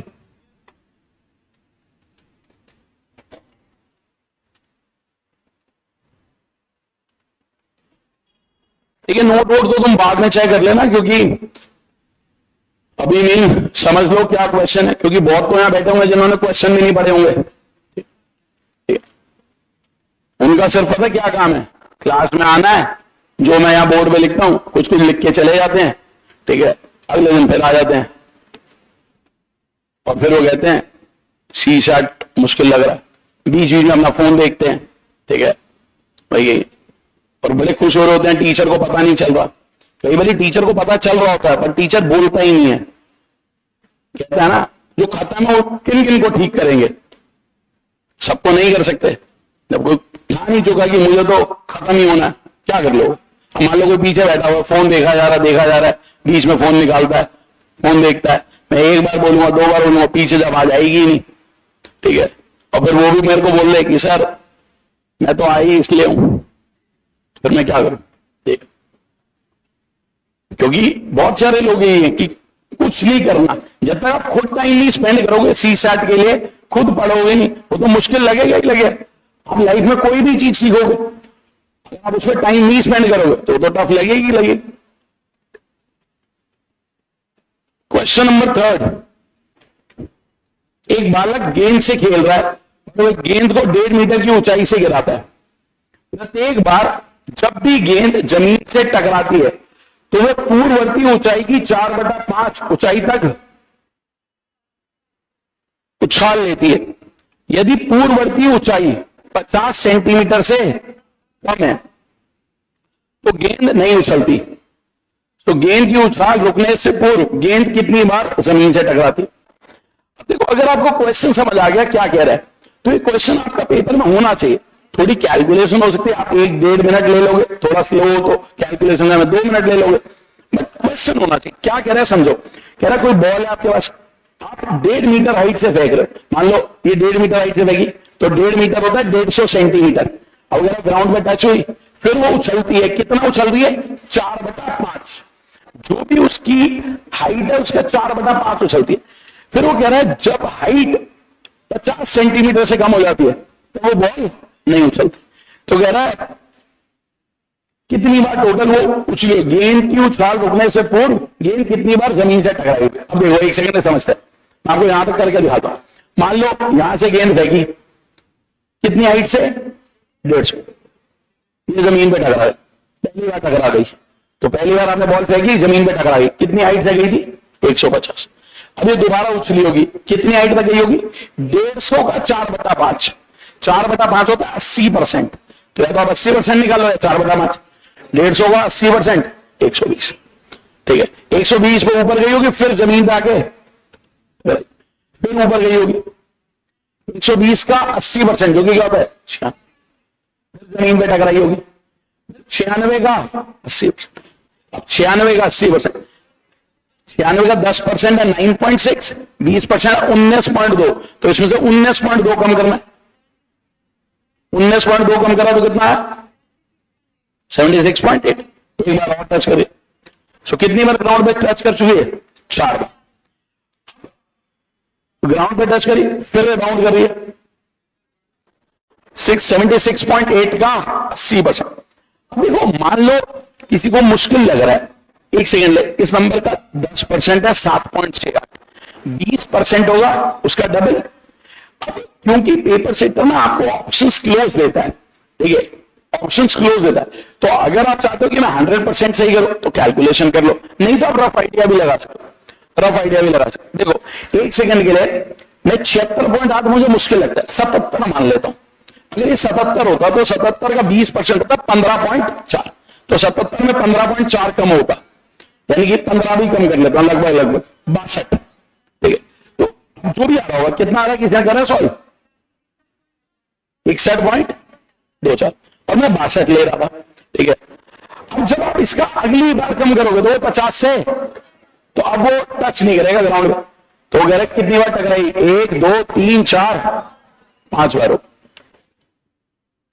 अब देखा जाए इस क्वेश्चन में सिंपल पता क्या था, हर बार आपको 4/5 4/5 4/5 निकाल, और आपको देखना है कब जाके वो 50 से छोटा हो रहा है, तब तक वो जमीन पे टकरा रही है।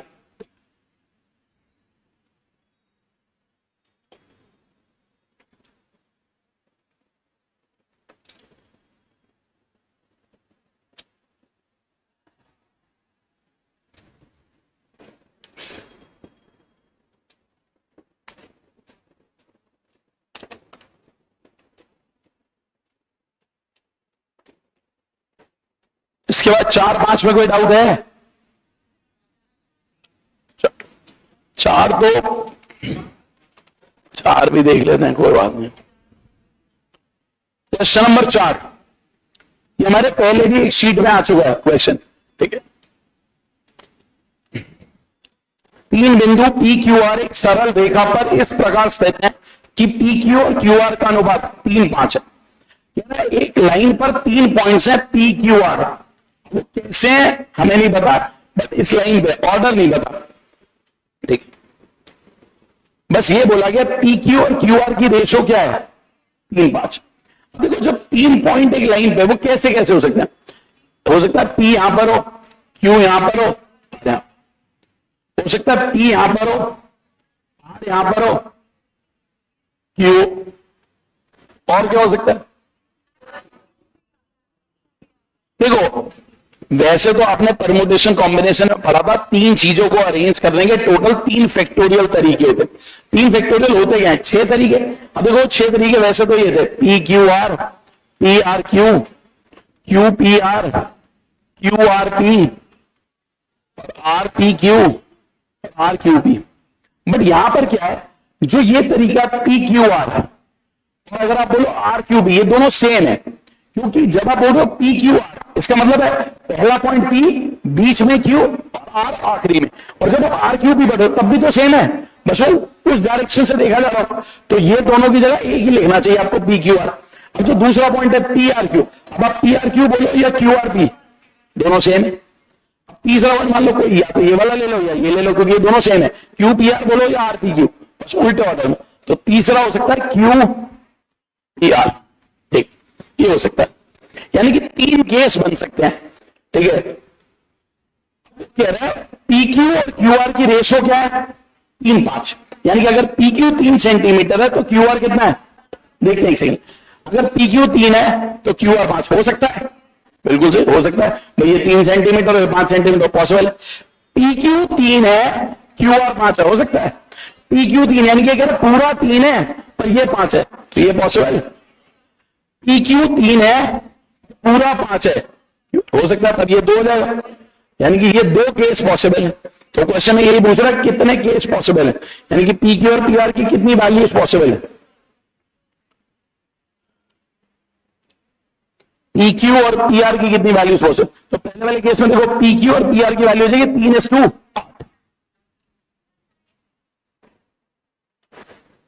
तो बेसिकली 2 वैल्यूज पॉसिबल है, बी ऑप्शन हो जाएगा।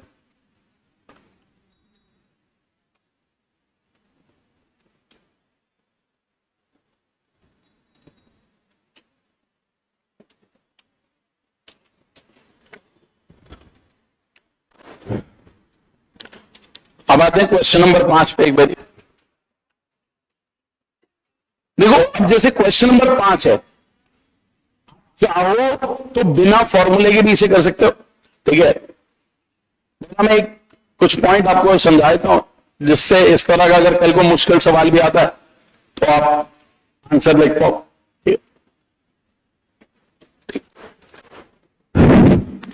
पर पहले मैं आपको एक क्वेश्चन बता रहा हूं कि मान लो आपको कोई शॉर्टकट नहीं पता था, कोई शॉर्टकट नहीं पता था, क्योंकि आपको सारे क्वेश्चंस बेसिक से करने आने चाहिए, वो बहुत इंपॉर्टेंट, ठीक है।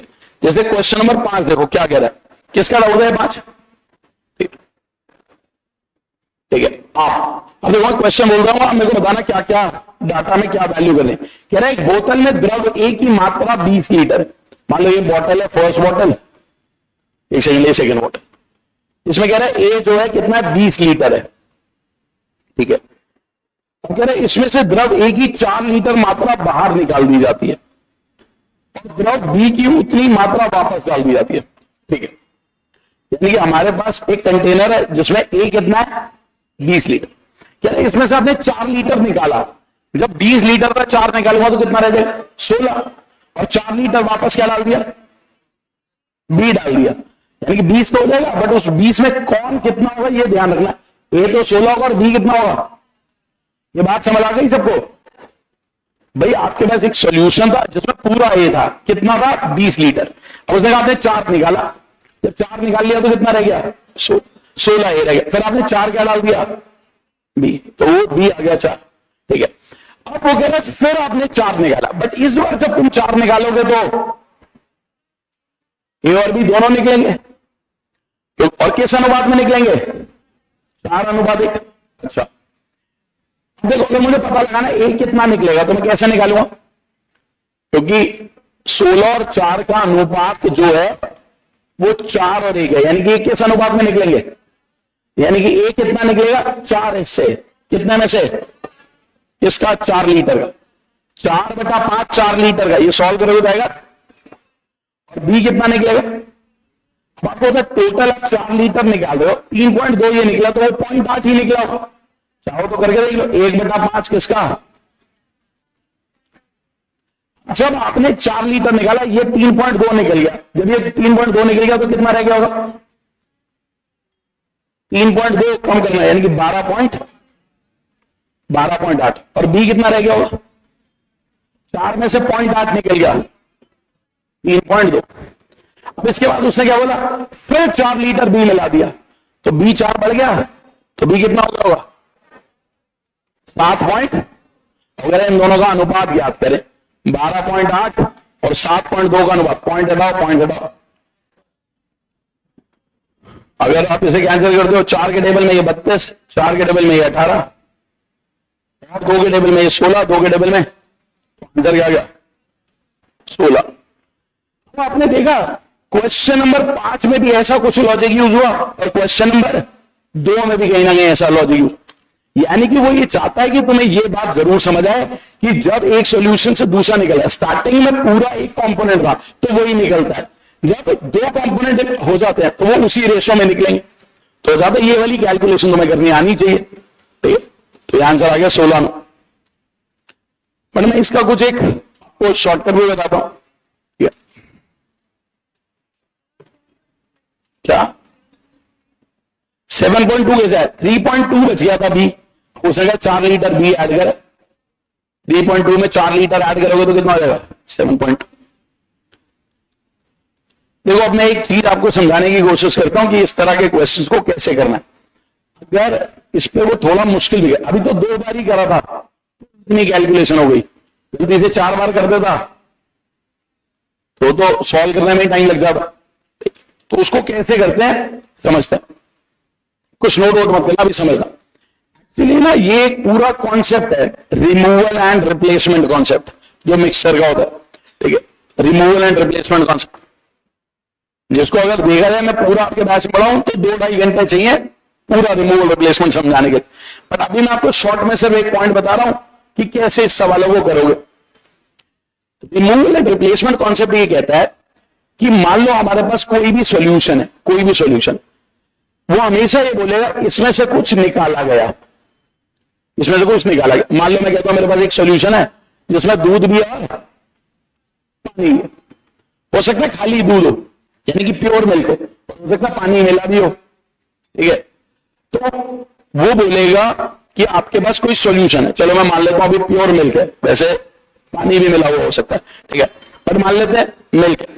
अब वो कहता है इसमें से हमने कुछ निकाला और उतना ही हिस्सा सपोज पानी ऐड कर दिया। ये एक प्रोसेस होती है, कुछ निकालना और उतना ही पानी ऐड करना, ये एक प्रोसेस है, ठीक है। तो इसीलिए इस कॉन्सेप्ट को बोला भी जाता है रिमूवल एंड रिप्लेसमेंट कॉन्सेप्ट, ठीक है। यानी कि कुछ निकाला और उतना ही, जैसे सपोज मैं आपको एग्जांपल देता हूं, मान लो मैं आपको बोलूं एक दूध वाला वो अपने घर से चलता है सुबह 20 लीटर का कंटेनर लेके, सुबह सुबह जब वो निकल रहा है प्योर मिल्क है उसके कंटेनर में, उसके जितने भी कस्टमर हैं वो सब चाहते हैं सबसे पहले हमें दिया करो, क्योंकि तुम सुबह सुबह प्योर दूध देते हो, बाद में पानी मिला के दे रहे, तो वो सबको कह देता है आप ही को दूंगा सबसे पहले। ये पॉसिबल थोड़ा है कि सबसे पहले कैसे हो जाएंगे। तो वो क्या करता है अपना 20 लीटर पूरा कंटेनर भर के जाता है, पहले कस्टमर को दे देता है। मान लो पहला कस्टमर 2 लीटर लेता है, उसको 2 लीटर दे देता है। अब कितना रह जाता है कंटेनर? 18 लीटर। अब 2 लीटर क्या मिला देता है? पानी। दूसरे बार आता है, कहता है देखो पूरा भरा हुआ भी आया हूं, उसको भी देता है 2 लीटर। कितना रह जाता है? 18। फिर 2 लीटर, फिर तीसरे बार देखो भरा हुआ पूरा, पहले आप ही के पास आया उसको। वो बात अलग है कि कुछ कस्टमर्स के बाद ऐसा होना शुरू होगा कि पानी की मात्रा दूध से भी ज्यादा होने लगेगी, और गलती से अगर 70-80 कस्टमर हुए तो 80वें कस्टमर के पास तो हो सकता है पानी आ रहा हो, दूध टेस्ट कराना पड़ेगा उसमें था भी या नहीं, ठीक है। वो आपको सिर्फ एक सिचुएशन ऐसी दे रहा है, ठीक है। तो रिमूवल रिप्लेसमेंट कॉन्सेप्ट क्या कहता है, आपने कुछ हिस्सा निकाला फिर पानी ऐड कर दिया, ठीक है। अभी वैल्यूज के साथ भी समझे। तो पहली बात तो आपको ये समझनी है कि जब भी ऐसा कुछ सिचुएशन देगा हम फॉर्मूला किस पे लगाएंगे, दूध पर या पानी पर। आपको ये ध्यान रखना, वो क्वेश्चन में बोल रहा है एक सॉल्यूशन था जिसमें दूध था, सपोज मान लेते हैं 100 लीटर दूध था, 1 सेकंड, 100 लीटर दूध था, आपने 20 लीटर दूध निकाला, 20 लीटर ही। तो सबसे पहली चीज आपको यह सीखनी है कि फॉर्मूला किस पे लगेगा, दूध पर या पानी पर। यह ध्यान रखना, फॉर्मूला उस पे लगता है जो क्वेश्चन में चेंज नहीं हो रहा। आप सॉल्यूशन निकाल रहे हो, पानी ऐड कर, सॉल्यूशन निकाल रहे हो, पानी ऐड, पानी बाहर से बार बार आया जा रहा है, फॉर्मूला लगेगा दूध पर। तो यह सीखना पहली चीज। पहली चीज तो आपको यह समझ आनी चाहिए कि हमारा फॉर्मूला लगेगा किस पे, दूध पे, ठीक है। आपको फॉर्मूला किस पे लगेगा, दूध पे, ठीक है। वो आपसे क्वेश्चन कैसे पूछेगा, ठीक है। क्वेश्चन में बोला मान लो 100 लीटर दूध था, स्टार्टिंग में प्योर मिल्क मान रहा हूं मैं, उसने कहा 20 लीटर आपने सॉल्यूशन निकाला, 20 लीटर पानी ऐड करा। होता क्या, जब आप पहली बार करते हो ये काम, तो पहली बार जब आप 20 लीटर निकालते हो तो वो पूरा प्योर निकलता है, फिर 20 लीटर पानी ऐड करते हो, बट अगली बार जब 20 निकालते हो तो वो मिक्स होकर निकलेगा। ठीक, अब आपको बोलेगा ये प्रोसेस हमने सपोज 2 बार करी, अब बोलेगा 2 बार करने के बाद दूध और पानी का अनुपात ज्ञात कीजिए, दूध और पानी का अनुपात ज्ञात कीजिए। तो कैसे इसे फटाफट करेंगे? तो इसका एक फॉर्मूला है, कुछ नोट वोट बताना, पहले समझना फिर मैं बता दूंगा जो लिखना। आप लिखते हो क्योंकि आप फॉर्मूला मिल्क पे लगा रहे हो तो मैं एम लिख रहा हूं। मिल्क का फाइनल प्रोपोर्शन MF, यानी कि मिल्क का final proportion is equal to MI।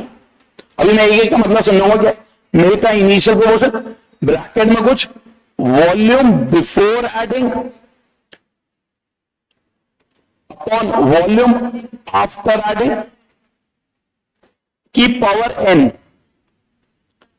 ठीक है, अब समझते हैं क्या मिल्क का फाइनल प्रोपोर्शन ये बताना चाह रहा है कि फाइनल अनुपात क्या रहेगा दूध का। MI आपको बता रहा है कि इनिशियल क्या था, जैसे इनिशियली प्योर मिल्क था, जब प्योर मिल्क हो तो MI की जगह 1 रखोगे, क्योंकि 1 फ्रैक्शन का मतलब 100%। ठीक है, सो अगर प्योर मिल्क होगा तो आप क्या रखोगे यहां पर 1। तो वॉल्यूम बिफोर एडिंग और वॉल्यूम आफ्टर एडिंग में क्या गलता है? देखो अब मैं इसको अगर सॉल्व कराऊंगा तो मैं कैसे लिखूंगा, MF is equal to MI की जगह मैंने क्या लिखा 1। क्यों लिखा? क्योंकि प्योर दूध है।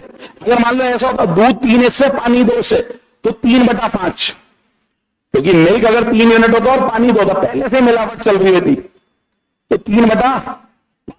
ठीक है, बट अभी हम मान के चल रहे पहले प्योर मिल्क है तो 1 आ गया।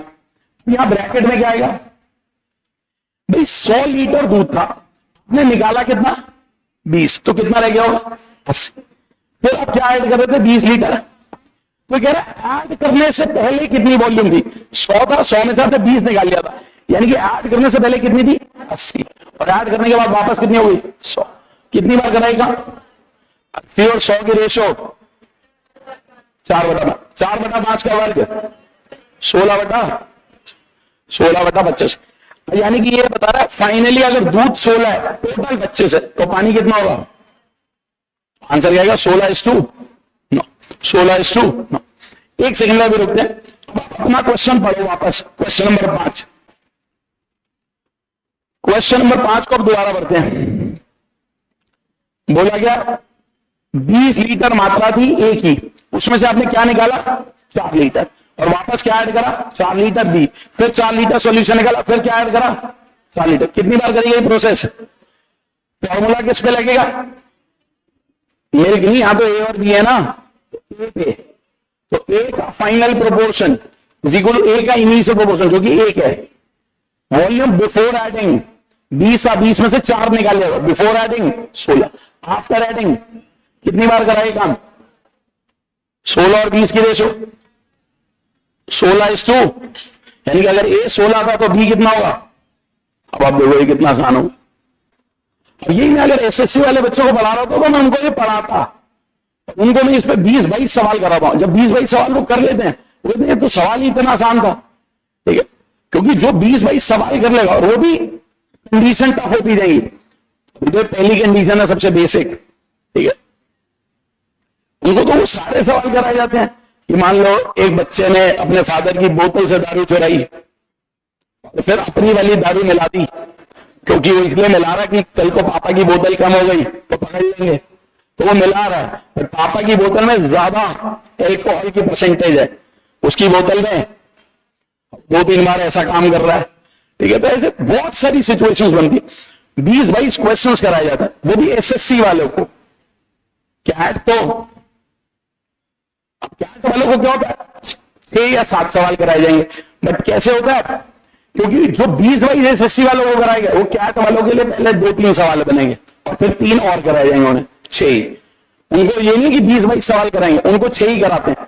बस फर्क क्या होता है, वो 2-3 जो 22 उनको कराए थे वो वहां 3 में समेटने होते हैं, और फिर 3 उनके और अलग लेवल के होते, ये फर्क। मैं आपको सिर्फ एक एग्जांपल और दे रहा हूं, आप मुझे आंसर बताना क्या होगा। एक सेकंड, मान लो मैं बोलता हूं 100 लीटर दूध है, इसमें से 25 लीटर निकाला गया, रिमूव करा गया, फिर 25 लीटर पानी ऐड कर दिया गया, ये प्रोसेस 3 बार करी गई, तो फाइनली दूध और पानी का अनुपात क्या होगा? फाइनली दूध और पानी का अनुपात क्या होगा?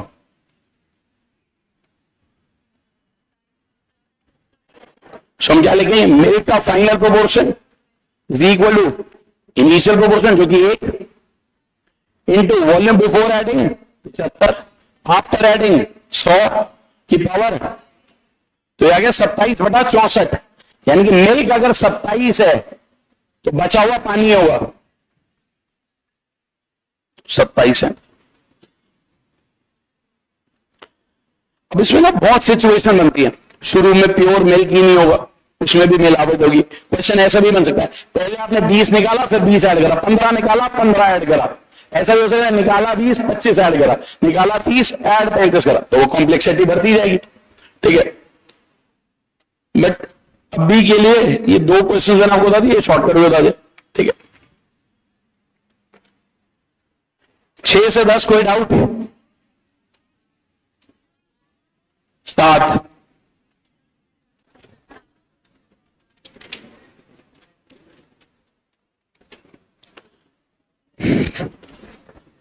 अब देखो 7वां question, the ratio of a 2 digit natural number. ये क्वेश्चन आप इक्वेशंस में भी आप कर चुके होंगे, तो ये आपको आने चाहिए, बट ठीक है एक बार कर रहे हैं। 2 डिजिट का कोई नेचुरल नंबर है, ए बी कह रहा 2 डिजिट का कोई नंबर है, उसके अंकों को पलटा, तो जो नंबर है वो क्या बनता है? 10a plus B. तो हम इक्वेशन में पढ़ चुके हैं, ये डाउट नहीं होना चाहिए। अगर ये डाउट है यानी कि हमने इक्वेशन की क्लास में कुछ करा ही नहीं, वो हमने देखी ही नहीं, हमने वो शीट करी ही नहीं। 2 डिजिट का कोई नंबर है बी, तो वो नंबर बना 10a प्लस बी। और जब उसके अंकों को पलटोगे 10b प्लस ए, क्योंकि ये अब 2.5 अंक हो जाएगा और ये, तो कह रहे रेशियो कितनी हो गई? 4/7। बस क्रॉस मल्टीप्लाई करो, 70a plus 7b is equal to 40b plus 4a, ये उधर जाएगा 66a is equal to 33b। यहां से a और b की रेशियो आ गई 1/, अगर a 1 होगा तो b नंबर हो सकता था 12, ये 2 होगा तो ये 3 होगा तो ये 4 होगा तो ये। अब ये 5 और 10 नहीं हो सकता, तो कितने नंबर पॉसिबल है? अच्छा, ये उसने पूछा ऐसे कितने नंबर पॉसिबल, ऐसे कितने नंबर पॉसिबल है? 4 नंबर पॉसिबल।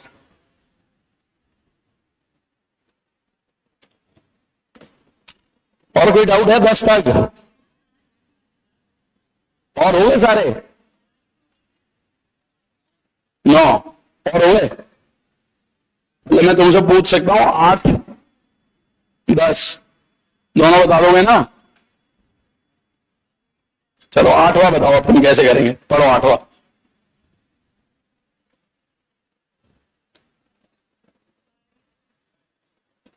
चलो बताओ 8वां कैसे करना? क्वेश्चन पढ़ रहा हूं एक बार, 8वां क्या है? यदि कोई ऐसी नीति है कि किसी समुदाय की 1/3 आबादी प्रतिवर्ष एक स्थान को छोड़कर किसी दूसरे स्थान पर चली जाए, तो 6वें वर्ष के बाद उस समुदाय की शेष बची आबादी क्या होगी यदि इस अवधि के दौरान जनसंख्या में आगे और कोई वृद्धि ना हुई हो? बताओ कैसे करेंगे? बस अब क्या पढ़ोगे, पढ़ा होगा करा होगा तो अब तो याद ही आ जाता है। अब देखो ये क्वेश्चन क्या है, ये कह रहा है मान लो क्लास के बच्चे हैं, मैंने क्लास पढ़ानी शुरू करी, 1 घंटे बाद 1/3 छोड़ के चले गए, 1 घंटे बाद और 1/3 चले गए, 1 घंटे बाद 1/3 और चले गए, 1 घंटे बाद 1/3 और चले गए, ऐसे 6 घंटे क्लास चली मान लो। तो ये कहना चाह रहा है 6 घंटे बाद कितना हिस्सा बचा होगा? जा कितने रे? 1/3, तो बच कितने रे? 2/3। हर बार 2/3 बच रहे हैं। कितनी बार हुआ ऐसा? देख रहे हो 2 की पावर 6, ये याद होंगी तो कितना आसान होगा। 2 की पावर 6, 3 की पावर 6, जिनको ये याद हो आधे लोग तो यही सॉल्व करेंगे, 3 × 3 × 3, उनका तो फर्क चलेगा। जिसको ये पता वो देखेगा 64/729, ऑप्शन डी ऑप्शन, फटाफट मार्क करेगा, सही है आंसर है 64/729। तो इतना सा बांट दो सर, ये क्योंकि 1/3 जा रहे हैं तो बच कितने रहे हैं? 2/3। ये काम कितनी बार हो रहा है? 6 बार, तो पावर 6 होगी।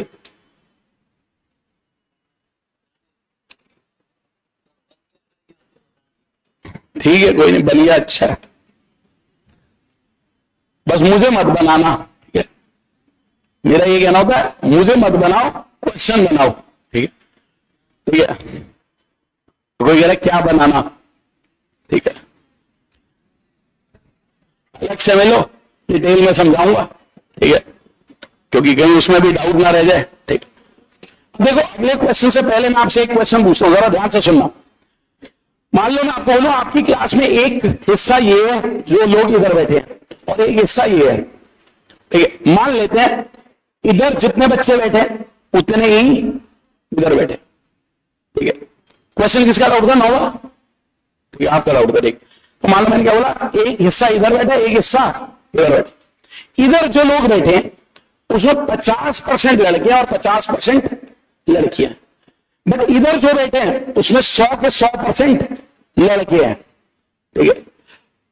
मैंने क्या बोला, जरा ध्यान से सुनना, मैंने बोला क्लास को 2 हिस्सों में बांटा, एक ये वाला हिस्सा और एक ये वाला, दोनों जगह बराबर बच्चे बैठे, बट मैंने आपको ये इंफॉर्मेशन दे दी, इधर 50% लड़कियां और 50% इधर 100 के 100% लड़के, यानी कि लड़कियां आई नहीं। अगर मैं आपसे बोलूं पूरी कक्षा में कितने प्रतिशत विद्यार्थी लड़कियां हैं, आप सोचो, अगर 100 बच्चे इधर बैठे थे, 100 इधर बैठे थे, कितने हो गए? 200। इस 200 में से लड़कियां कितनी थी? 100 का 50%, 50, इधर तो लड़कियां थी नहीं, तो 50 लड़कियां थी कितने में से? 200 में से, यानी कि 25%। कितनी थी भाई? अगर मैं बोल रहा हूं इधर 50% लड़कियां थी, अब सोचो 50% क्यों बोला जा रहा है? क्योंकि अभी हम सिर्फ इसका कंसिडर कर रहे हैं। जब मैं पूरी क्लास का करूंगा तो 50 का आधा ही हो जाएगा, क्योंकि इधर भी उतने ही बच्चे बैठे, तो 50 का आधा। यही क्वेश्चन आ गया, क्वेश्चन नंबर 9, जरा देखो क्वेश्चन नंबर 9 में क्या पूछा गया। कह रहा है दूध के एक नमूने में 50% पानी है, यानी कि एक कोई सोल्यूशन है आपके पास जिसमें 50% पानी है, तो 50% पानी है तो बाकी 50% क्या है? दूध। ये कंटेनर में, ठीक है। कह रहा है यदि इस कंटेनर का मैंने 1/3 निकाला, अब ये सब तुम्हें तंग करने के लिए दे रहा है, 1/3, 1/4, 1/9, वो जानबूझ के वैल्यू देगा कुछ, यानी कि वो सिंपल कह रहा है इसमें से मैंने कुछ निकाला, उतना ही मैंने क्वेश्चन बोला क्या, यदि इस दूध का 1/3 भाग इतनी मात्रा के शुद्ध दूध में मिला है, यहां पे 100% क्या है? मिल्क। उतना ही हिस्सा इसका लिया, जितना हिस्सा इसका लिया उतना ही हिस्सा इसका लिया, दोनों को मिला दिया। कह रहा पानी की प्रतिशतता बताओ, यहां पानी कितना था? जब दोनों को मिला दोगे तो 25, पानी की मात्रा कितनी रह जाएगी? 25। क्यों रह जाएगी 25? क्योंकि यहां से कुछ भी उठा लो, चाहे 1 लीटर लो, 2 लीटर लो, 3 लीटर लो, 4 लीटर लो, पानी तो कितना निकलेगा? क्योंकि उसमें आधा दूध और आधा, वो कह रहे मान लो आपने इससे जो भी लिया होगा उतना ही ये ले रहे। मान लो आपने इसका 2 लीटर लिया, एक सेकंड सोचो, 2 लीटर, तो 1 लीटर पानी होगा और 1 लीटर, आपने 2 लीटर लिया जिसमें 1 लीटर था दूध और 1 लीटर क्या था? वो कह रहे आपने इसका 2 लीटर लिया तो यहां से भी 2 लीटर ले लो, उस 2 लीटर में पूरा ही दूध है, तो यानी कि दूध कितना हो गया? पानी कितना रह गया? जरा पानी की प्रतिशतता ज्ञात कीजिए, तो कितनी है? 1/4। 1/4 कितना होगा? ऑप्शन, तो इसका आंसर जो है ए ऑप्शन। ठीक है, तो अभी क्लास को एंड करते हैं, जो थोड़े बहुत डाउट्स रह गए हैं तो कल कवर अप कर लेंगे, ठीक है। कल आपकी क्लास 1 बजे, ठीक है, कल संजय सर की क्लास है ना?